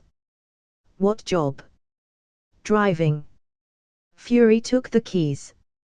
He thought it would be a dangerous mission to monitor suspicious people and track foreign spies, but he didn't expect he would be a driver for someone. Nick Fury, who wanted to make some achievements, suddenly felt dull. By the way, there are still some questions you need to answer. The driver took out a piece of paper and read. Do you have a driver's license? How many years of driving experience? Are your skills good enough? Can you drift? When you drive a car normally, do you still need to learn how to drift? Nick Fury looked speechless and didn't know how to answer. Agent Fury, you aren't driving for someone ordinary. As the driver for Lieutenant General Cavill, the technical requirements are very high. The driver frowned slightly and spoke seriously. At this time, the car window lowered, revealing a young face. It was Luke himself. With a smile at the corner of his mouth, he looked at Nick Fury, who looked like he was changing expressions every second and showed surprise. He whispered, "You don't seem very willing, Agent Fury." No. Lieutenant General Cavill, I used to work odd jobs in a garage. Not only normal driving, but I'm also a veteran in stunt driving. Knowing that he would be a driver for Superman, Nick Fury's mood rose and fell as if he was on a roller coaster. He was instantly filled with enthusiasm for this job. His mouth spewed out a long paragraph. As for drifting, I haven't tried it for the time being, but if this is a requirement, I can go back and practice for a few days. It shouldn't be difficult. Then get in the car, Agent Fury. Luke waved noncommittally and spoke with a smile. I'm attending a lunch meeting at the Pentagon, so I hope you won't make me late. Fury opened the door and sat inside. He inserted the key, held the steering wheel, preheated the ignition, and started the engine. Perhaps because of nervousness, the black car suddenly shook, rocking back and forth, swinging from side to side. Sorry, Lieutenant General Cavill, I'm a little nervous." The young Fury was sweating profusely. He looked at Luke's expression through the rearview mirror and found that the other party didn't have any dissatisfaction, so his heart relaxed. "I am beginning to worry a little about my personal safety. It should be the safety of my car, Agent Fury." Luke's eyes flashed as he spoke calmly. Read next 50+ chapters on Patreon. Visit patreon.com/bingetranslations. Comment. 20 comments. Vote. Chapter 243, Chapter 241 Baiting Enforcement, Justifiable Defense. The Washington metropolitan area was most famous for its various private clubs. Like some veteran clubs, Navy, Army, and Air clubs, cigar clubs, either under the official name or under various high-sounding names. Most of them were used for interpersonal communication in small circles, so the threshold for joining was very high. Unless you had a referrer or submitted an application, you wouldn't even be able to enter the main entrance. In the final analysis, the reason why clubs were popular was that the upper class of the United States advocated elite culture. They copied all the private clubs and aristocratic salons in 17th-century Europe. Through the form of clubs, the elites from different circles are gathered together. And with the high-end consumption and lifestyle that only a few people could enjoy, most people were turned away. For example, golf clubs, sailing clubs, and so on. These have strict requirements on income, occupation, and consumption levels. Just stop here. Luke snapped his fingers, and the black car slowly slowed down and stopped in the bustling area. This was a bar street in the metropolitan area, where many jazz groups had gathered, and many famous singers came from. A bar. Fury looked outside and wondered. The dignified Lieutenant General and Director of S.H.I.E.L.D., how could he come out to visit a bar? The nightlife has just begun. They might be coming out soon.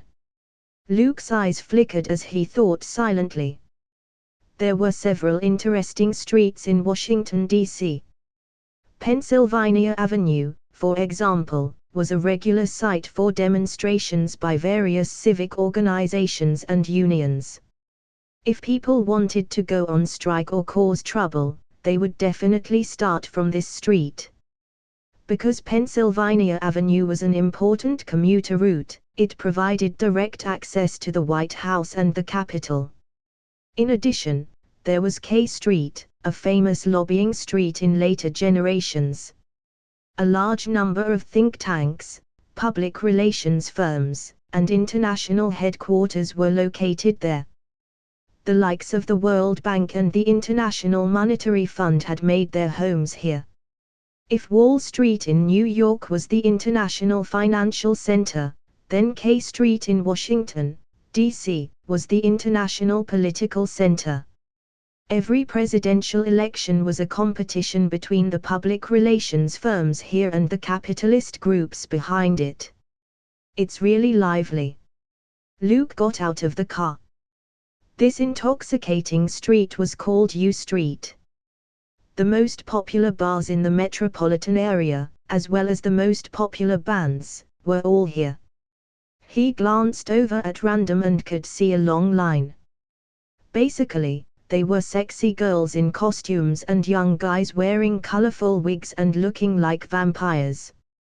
"Are you a music enthusiast in private, Director Cavill?" As the driver, Fury got out of the car voluntarily. Generally speaking, he should also act as a bodyguard. However, considering the strength of the director, he wasn't certain of who was protecting who. "Don't get me wrong, Agent Fury, we are going to the club on the other side." Luke changed into a suit today instead of wearing his regular military uniform. Paired with Nick Fury, who disappeared at night, almost invisibly. It's a bit of a common combination of a rich young man and a black bodyguard. Red Wine Club. Fury glanced at the bright billboard, which was painted with a goblet outlined with colorful lights, and there was a no entry sign at the door. Fury, as I said before, I hope you can have strong mental fortitude. Because tonight, you will see the real world. Luke fiddled with his hair a few times, made a small curl, and then took out a pair of glasses from his pocket. Clark Kent's glasses, a reward from the mutant camp mission. As long as he wore it, he could turn himself into a tall, handsome and bright reporter. It's a disguise item. Director Cavill. Fury stared at Luke, whose image had changed drastically, with a shocked gaze. A gentle, bright man replaced the originally slightly stern young face. This is just a trivial camouflage technique. Fortunately, Luke's voice was still the same and hadn't changed much. It's a big change. It took Fury, who was shocked, a few seconds to calm down. With such superb camouflage skills, he still said it was trivial. Director Cavill was really modest. He didn't wear makeup at all. Just putting on the pair of glasses, and the whole person's appearance and temperament changed. Let's go in, Fury. Luke swaggered and went in. Then, no surprise, he was stopped. This is a private club. We don't entertain any guests and non-members. The sturdy bodyguard stopped the intruder, but he was quite polite. Maybe he saw Luke's expensive custom-made suit and his entourage that followed these days. The bigger the show, and it was either a con man or a rich man. I was recommended by Mr. John Stillman. Luke leaned forward with his Metropolis reporter's face on and lowered his voice. At the same time, he also took out his membership card from his pocket and handed it to the security guard in a smooth motion. Director Cavill really made thorough preparations. Fury breathed a sigh of relief. He thought that after Luke was stopped, he would take off his glasses and forcibly break in. At that time, the scene would be extremely bloody. Among the legendary experiences of Superman, there were many amazing stories of killing all the guards in the enemy camp and completing ambushes. Therefore, it wasn't surprising that Nick Fury had thought so. I heard there was a wine tasting tonight. Luke skillfully used his fingers to tuck a few banknotes into the pocket of the security guard. That's right. Held by Mr. Gitano, several guests were invited. After checking the membership card, the security guard let Luke in. The members of this wine club were all powerful people from Washington, and they paid special attention to confidentiality and personal information.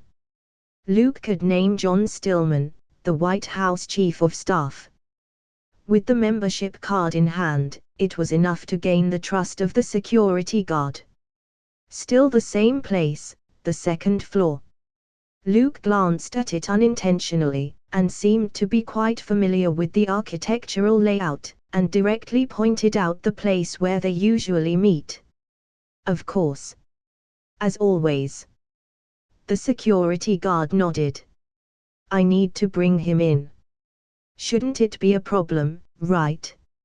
Luke beckoned to Fury, but the bodyguard didn't stop him, just reminding. The entourage must wait in the reception room and can't participate in the party. Entering the main entrance and going up the side stairs, Luke looked at the environment casually. The decoration was the typical Gothic aesthetic. Complicated and exaggerated decoration lines, vivid colors, and delicate feeling. It was exactly what vampires liked best. Agent Fury, don't be afraid of anything you see later. Luke walked through the corridor, stepped on the soft carpet, and walked towards a thick door. Director, I have been on the battlefield and worked as an agent. No matter what happens, I won't be afraid. Nick Fury showed a brave side. He thought he was also someone who had seen exaggerated scenes. Flesh and blood-filled trenches on the battlefield, steel tanks armed with machine guns, or bombers whistling above the head. To survive in such a dangerous environment was in itself a matter of courage and luck. Bang! Luke pushed open the door gently. The wine tasting that had already started was revealed to the two of them. A girl's body that had lost its vitality was placed naked on the long table. There was a bloody line on her wrist, and the red liquid that had lost its warmth dripped into a goblet from the wound. Her abdomen and chest seemed to be cut open by a doctor with a precise technique and a sharp scalpel, and a few small silver bowls filled with the blood were inside. The people who sat around the long table, the distinguished members of the wine club, were well dressed and talked with grace. But everyone's mouth was stained with a trace of blood. See, this is the so-called the devil is a gentleman. Luke shrugged helplessly. If he came half an hour earlier, he might be able to save the innocent girl. Unfortunately, when he appeared outside the club's door, the other party's fresh body had already turned cold. Is this so-called wine tasting a vampire's way of naming such vile and inhumane things? Luke's sudden appearance turned the whole quiet. Those people looked at the intrusive man with strange eyes. Who are you? The middle-aged man sitting at the head of the table asked. The members in the wine club were very secretive, and it would be impossible for outsiders to appear here, passing the security guards. My name is Clark Kent. I'm the #1 reporter for the Daily Bugle, a fighter for justice, ready to expose your ugly face. Luke opened his mouth, letting the familiar clan sitting in a circle, as well as Nick Fury at the back, listen to it in a daze. Another fool who can't see the situation clearly. The middle-aged man waved his hand, pressed the bell on the table, and called the security guards downstairs. He thought it was a government agent or a secret investigator. What big waves could a small reporter expose? The middle-aged man didn't bother to do it himself, so he called the security guards to deal with it. Looking at Luke standing at the door and Nick Fury following behind him, he said, "Put this reporter in the trunk. I think he's young enough for the red wine we could taste tomorrow. As for the black man, throw it into a bucket, add cement and throw it in the river." Translator, yeah. No. I'm not translating the N-word. Not now, not ever. Even if author really used that word. And yes, the author used it to refer to Fury in this sentence. The middle-aged man grinned, and two sharp teeth could vaguely be seen. Vampires engage in racism. You have no future, and it's politically incorrect. Luke didn't expect vampires in North America to be so picky that they looked down on blacks so far that they wouldn't even suck their blood. The middle-aged man ignored the little reporter's words, and a group of 5 big security guards aggressively came up the stairs. The muzzle of their guns were aimed at Luke and Nick Fury. The security guard who was guarding the door panicked and said, "Sorry, Mr. Gitano." He said he knew Mr. John Stillman and had his membership card, so I let him in. The middle-aged man named Gitano glared coldly at the other man, pretending to be generous, and said, "People make mistakes. It's not a big deal. However, you should know how to make up for your mistakes."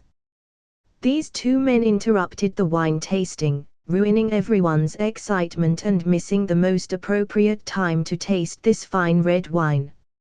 So, get rid of that black man and send the other one to the freezer. The security guard nodded his head repeatedly and pulled the trigger without hesitation. Because of the silencer, the bullets fired from the muzzle didn't make a popping sound. The next second, there was no scene of Nick Fury falling to the ground. Very well. Luke calmly spread his palm, and the shriveled bullet fell to the ground. This constitutes as an attack on an agent of SHIELD, shooting of an innocent person, and an attempt to harm a military lieutenant general by unlawfully detaining him and posing a serious threat to his life. So, this would count as self-defense. Binge. Read next 50+ chapters on Patreon. Visit patreon.com/binge translations. Comment. 28 comments. Vote. Chapter 244, Chapter 241, Part 2, Money Gathering, First Meeting with Pierce. As it turned out, Nick Fury's driving skills were really good. The morning rush hour in Washington usually caused nearly half an hour of congestion. Fury grasped the steering wheel with one hand, stepped on the accelerator with his foot, and soared all the way there. With the engines raw, the car under the arse shuttled between the dense traffic like a fish in water. Good skills. After arriving at the Pentagon at an amazing speed, Luke didn't feel too many bumps along the way and affirmed Fury's driving skills. The latter's dark face showed a touch of pride. When he was still studying, he used to drive a tattered pickup truck to deliver stuff. Even in the bad traffic environment of Manhattan, he could drive unimpeded. Lieutenant General Cavill. You should call me the director. Luke corrected the way the other party addressed him. Many people liked to call him by his military rank.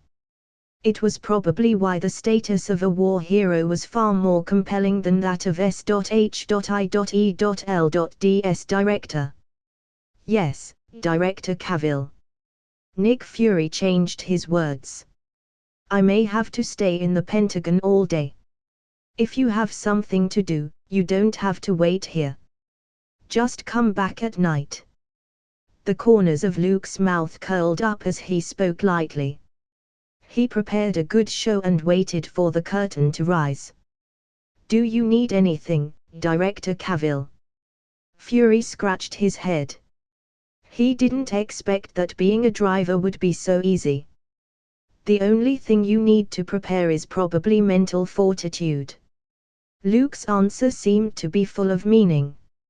Nick Fury, standing in front of him, wasn't the one-eyed director who could never trust anyone completely. The other party had just stepped out of the battlefield and had experienced other kinds of battles, with more dangers and more betrayals. Therefore, Luke thought it was necessary to train him. First of all, let the other side know the true face of the world. Mental fortitude. Looking at Lieutenant General Superman, Fury muttered. He sat back in the car, turned on the radio, and listened quietly. He didn't intend to use his free time to do other things. I have a feeling that something is going to happen today. Fury lowered the seats back and leaned up in a more comfortable position. I hope it's nothing. I heard that the Pentagon had good food. I should try it later. With a relaxed mind, Nick Fury closed his eyes. What else could make people feel happier than relaxing at work? A few minutes later.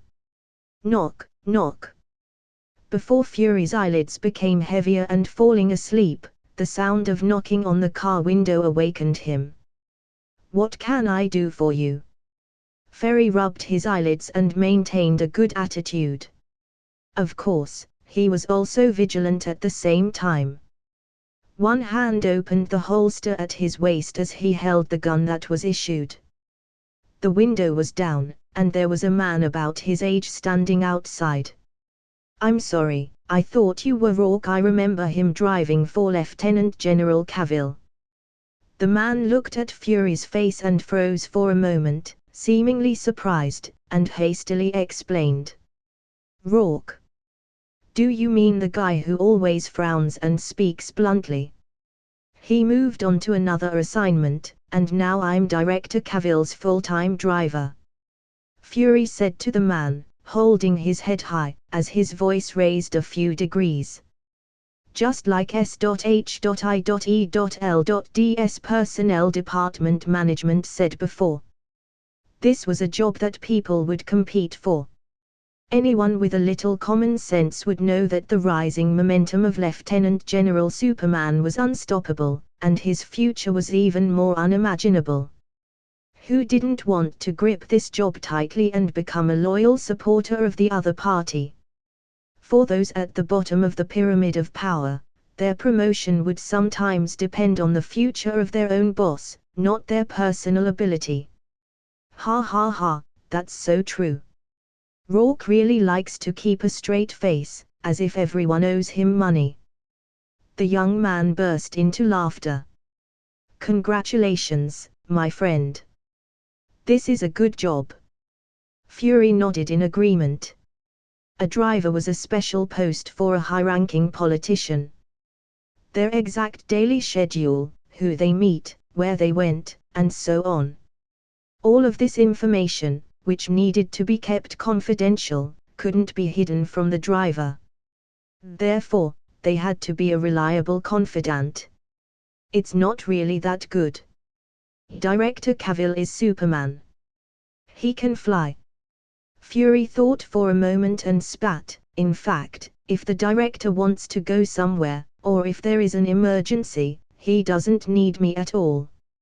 He can move on his own, much faster than I can drive." Those generals don't want to see a Superman flying around. It would always remind them that Lieutenant General Cavill isn't human. The young man's eyes flashed as he introduced himself. "My name is Alexander Pierce, and I do civilian work in the Pentagon. You can call me Fury. I am a driver for SHIELD." Out of social etiquette, Fury also provided his identity. "You're an interesting person, Fury. I hope we can meet again next time. Remember to give a message to Rourke for me and tell him there's an upcoming event at the Army Club on Saturday." The young man, who claimed to be Alexander Pierce, made a brief remark and turned away. He always had a smile on his face and seemed to be a reliable guy who could easily win people's favor. "A civilian employee. I think you'd be better suited as an agent." Fury continued to lie back in the seat, muttering to himself. "The Army Club. I wonder if I can attend." "You stayed in the car all day." When night fell, Luke walked out of the Pentagon and got into the black car. With the expansion of S.H.I.E.L.D., he had to deal with more and more work. The anti-aging agents from the SSS project had been put on the agenda, including the production of the Stark series power armor, the establishment of a mutant gene bank, and the creation of the gene map. Recently, after bringing back a few vampires as specimens, Trask had transferred his interest to longevity genes and self-healing genes. All in all, the staff under S.H.I.E.L.D's name was constantly expanding, and the operation for each research project required a lot of money. The generals in the Pentagon and the people on the budget committee began to realize that they couldn't afford to keep feeding this gold-swallowing monster. This time, the request for money wasn't very successful. Luke thought with regret. He was primarily financed by Skynet, a company jointly owned with Stark Industries, and by government grants. The former's profits were not as exaggerated as one might think. The communication technology of this era was too backward. Artificial intelligence and internet applications were only future scenarios that could only appear in science fiction scripts. It was impossible to support S.H.I.E.L.D solely by selling mobile phones and operating charges. As for the Italian mafia, he brought to North America, those people went to Las Vegas to open hotels and casinos. 3 months ago, he got his first legal casino license. It temporarily belonged to the investment stage, recovering the cost and making a lot of money. It looked like he would have to wait a few more years for it. Therefore, the most important investor for SHIELD was the government. The only way to fill Superman's pockets was to pull the wool over their eyes. No. I wandered around. The Pentagon has banks, post offices, and various stores, no worse than the malls outside. Fury grinned, his teeth appearing extra white against his dark skin. I recommend the fast food restaurant near the post office, their burgers are quite good. Luke glanced at the night outside the window. Dark clouds covered the stars and moon, which was a good day for nocturnal creatures to come out and hunt. Director, are you going back to S.H.I.E.L.D., or are you going somewhere else? Go to the metropolitan area. Luke's mouth curled slightly. Okay. Fury's mouth responded, but his heart was a little curious. Washington's metropolitan area was an important transportation hub, with expressways connecting everywhere and railway networks extending in all directions. Due to the convenient transportation and economic development, many high-end hotels and speakeasies were opened there. It's so late. Does Director Cavill want to go to a hotel or a bar for fun? This shouldn't be his style. Comment. 23 comments. Vote. Chapter 245, Chapter 242. God doesn't want to forgive you. He grabbed the bullet with his bare hand. The young Nick Fury, who hadn't seen much of the world, saw this unique skill for the first time. His eyes went as wide as copper bells. Although the legend about Superman had been heard many times, there was nothing like witnessing the shocking experience himself. Those Germans were really out of luck. Thinking of the Axis powers facing such enemies on the battlefield of World War II, Fury couldn't help but sympathize with them. Bang, bang. Bang, bang. Gunfire rang out again, fireworks spewed from the muzzle, and those heavy metal bullets struck Luke. Those 5 big burly security guards were also frightened. However, the inherent cognition for humans, how could flesh and blood stop bullets, still played a role. So, out of some kind of stress reaction, the security guards pulled the trigger one after another, trying to kill the young reporter on the spot, even forgetting to know's orders. If you have such receptive ability and such mental quality, you aren't qualified to be a security guard in a bar. How could you work as a lapdog for vampires and the rich and powerful? Luke's eyes flashed as he mocked. Then, his thoughts moved slightly. The bioforce field covered them. The rapidly spreading translucent field took the whole hall as its own territory. I'm suffocating. Damn it. Is this reporter a mutant? He's a monster. Panic-stricken voices sounded almost immediately. The air seemed to solidify, and time seemed to slow down. Those metal bullets shot out, hitting the invisible wall. The kinetic energy was exhausted, and they fell, dropping on the carpet. Mutants. Your knowledge is a bit poor. The corners of Luke's mouth twitched, and terrifying gravity was applied to the field. The fierce and burly security guards knelt one after another. The guns in their hands were twisted into knots instantly, as if they were being held by an invisible hand.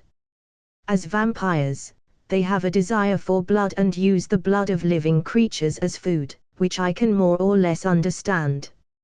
After all, survival is the priority of every living creature.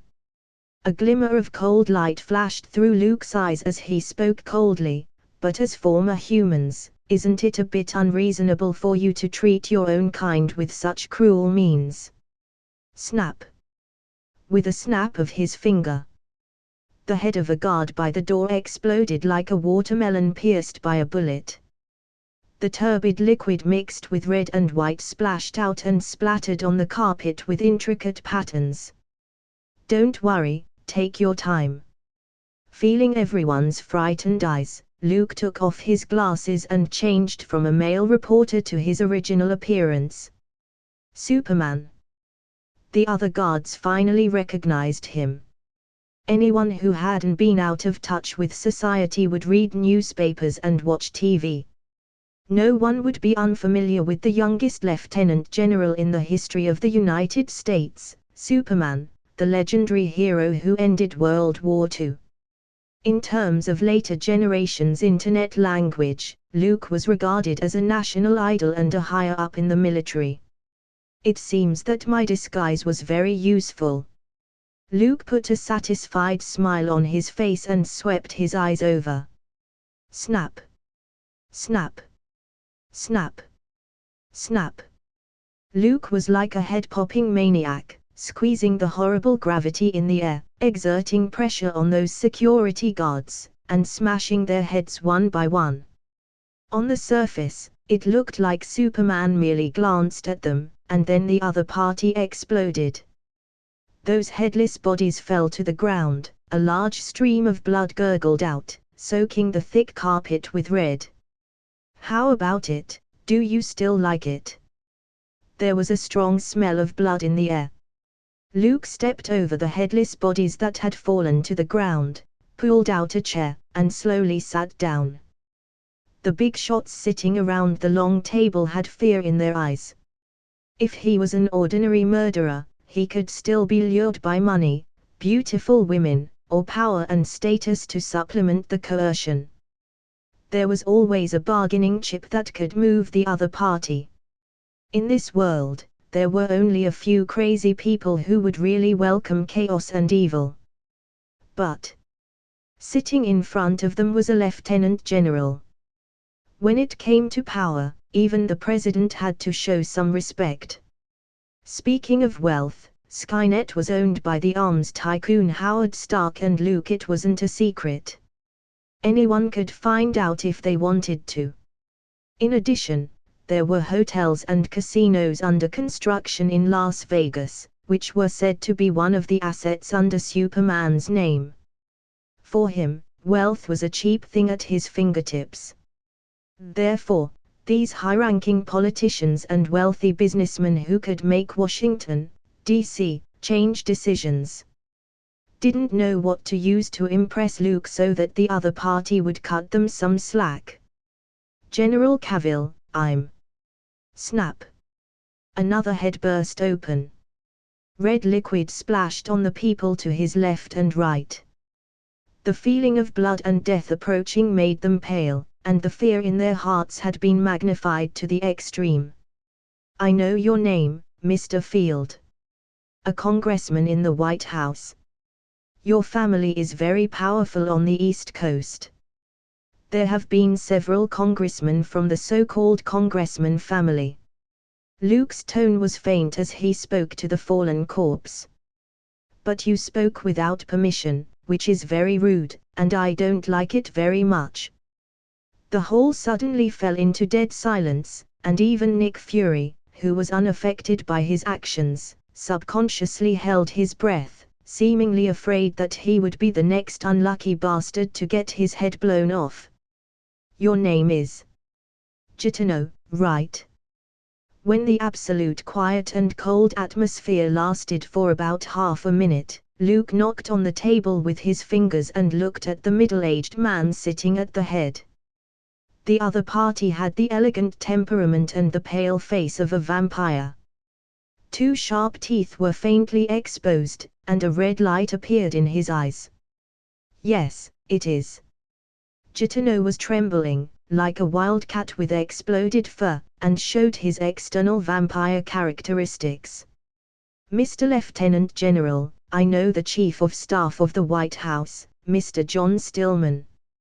If there's anything that offended you, I can apologize to you on behalf of the Blood Council and Mr. Stillman and compensate with sufficient sincerity." It should be said that vampires who had lived for a long time really did have good eyes. Knowing that he didn't have any bargaining chips, he used the White House's chief of staff's name and the Blood Council. "What is your status in the Blood Council?" Luke's expression eased as he asked kindly. "Mr. Lieutenant General, I am the person in charge of the Washington area. I specialize in providing fresh goods to the elders of the council and conducting some public relation activities." Gatineau carefully considered his words. He was greatly afraid of Luke, who suddenly appeared. Not only because of the horrible pressure brought by the bioforce field but also because of the tension and his inability to guess what the other party would do next. "That is, you are responsible for hunting humans and bribing and colluding with another group of humans." Luke glanced at the politician sitting next to him. The guy thought his head was going to explode, so his legs shook with fear, and he almost pissed himself. "What is your relationship with Stillman?" Gatineau's brain turned quickly, his eyes flashing. He instinctively wanted to hide things, but he couldn't help obeying his inner will when he saw the headless corpses on the ground and the bloody smell in the air. "Stillman is our biggest customer," Gatineau said truthfully. "A customer?" Luke raised his eyebrows. "I mean, because the master of the New York Sanctum had a rule that vampires aren't allowed to hunt humans without permission, but the elders of the council sometimes need some fresh food," Gatineau said hesitantly. "To get enough blood supply, we would cooperate with hospitals. The 2/3 of hospital blood banks in New York have transactions with the Blood Council." Fury, who was standing behind, widened his eyes. Was there such an operation? Meaning when people went to the hospital to donate blood, it was actually feeding a vampire. "Later, to enter the upper class, we developed an addictive drug with blood, which is more vigorous than marijuana and well received by the rich," Gatineau said cautiously. "Mr. Stillman was introduced to the group. He soon fell in love with blood poppy and often used it to gather people for parties. Later, a wine club was set up, and several new friends were brought every week." The corners of Luke's mouth tilted slightly, and his fingers stopped tapping on the desktop. John Stillman secretly colluded with the Blood Council to take advantage of improper transactions, which was not his main concern. No politician in the White House, no member of Congress, no general in the Pentagon had a clean record. Everyone had done some kind of power and money transactions, transferring benefits. Politics itself was the dirtiest game in the world. To become an experienced player or the final winner, one had to sell their morals and conscience to the devil completely. "I want to know, who referred Stillman to you?" Luke looked at Gatineau and asked softly, "How did you get to know the Chief of Staff of the White House? How did you turn so many politicians into familiars?" "The expansion rate of vampires in the Washington area is 3 times the rate of previous years. In addition to this wine club, there are similar cigar clubs and sailing clubs. You use high-end clubs to attract elites. Most importantly, you have freely entered and exited the Pentagon in the name of the White House dignitaries and prepared several laboratories to make more blood poppy. Tell me, Mr. Gatineau, who is behind all this? Who took over the Blood Council and made you his lapdog?" Vampires infiltrated Washington, D.C. on the surface, but in fact, began to grow and develop under cover of politics. At the same time, you use blood poppy to win over various forces. Does a certain vampire elder want to be president? Gatineau's forehead was sweating, and he couldn't answer any of these questions. Some changes had indeed taken place in the Blood Council recently. Instead of adopting the previous conservative strategy, it took the initiative to attack. Especially in penetrating the political and business sectors, it could be said that no effort was spared. The master of New York Sanctum won't let vampires enter the governing body of the country. Luke gradually approached the truth and whispered, not campaigning, then seeking re-election. Or ready to pass a bill. Is the president making a big move? Mr. Stillman is the White House chief of staff, and I don't think you have to guess who he represents. When he heard this, Chitano's pupil suddenly contracted. His right hand turned into a mist of blood, bursting open. Then, using the powerful force from the stimulation, he forced himself to get rid of the bioforce field that enveloped the hall. The disfigured body was like a lightning bolt, crashing directly through a glass window of the hall. It's too obvious. It's equivalent to telling me that the man behind the scenes is the president. Luke didn't stop him. Hunters sometimes let go of their prey, hoping for a richer harvest. Well, that's the end of tonight's performance. Everybody, I wish you good night. He stood up.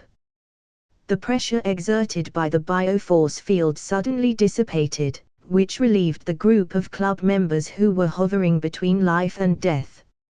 Fury's lips pursed as if trying to say something. These powerful people, the vampire's accomplices, killed an innocent girl and deserved to be punished. However, if they were handed over to the court for trial and punished by law, it might not be of much use. White House cabinet officials, New York business capitalists, and members of Congress. Fury looked back and found that all of them were well dressed. Some were people who used to give speeches on morality. Oh, that's right. Luke walked to the door and suddenly turned around. I just asked God.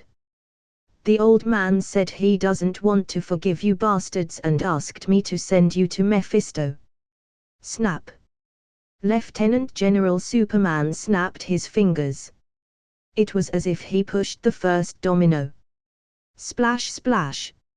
Each head popped like fireworks in full bloom, spewing out blood.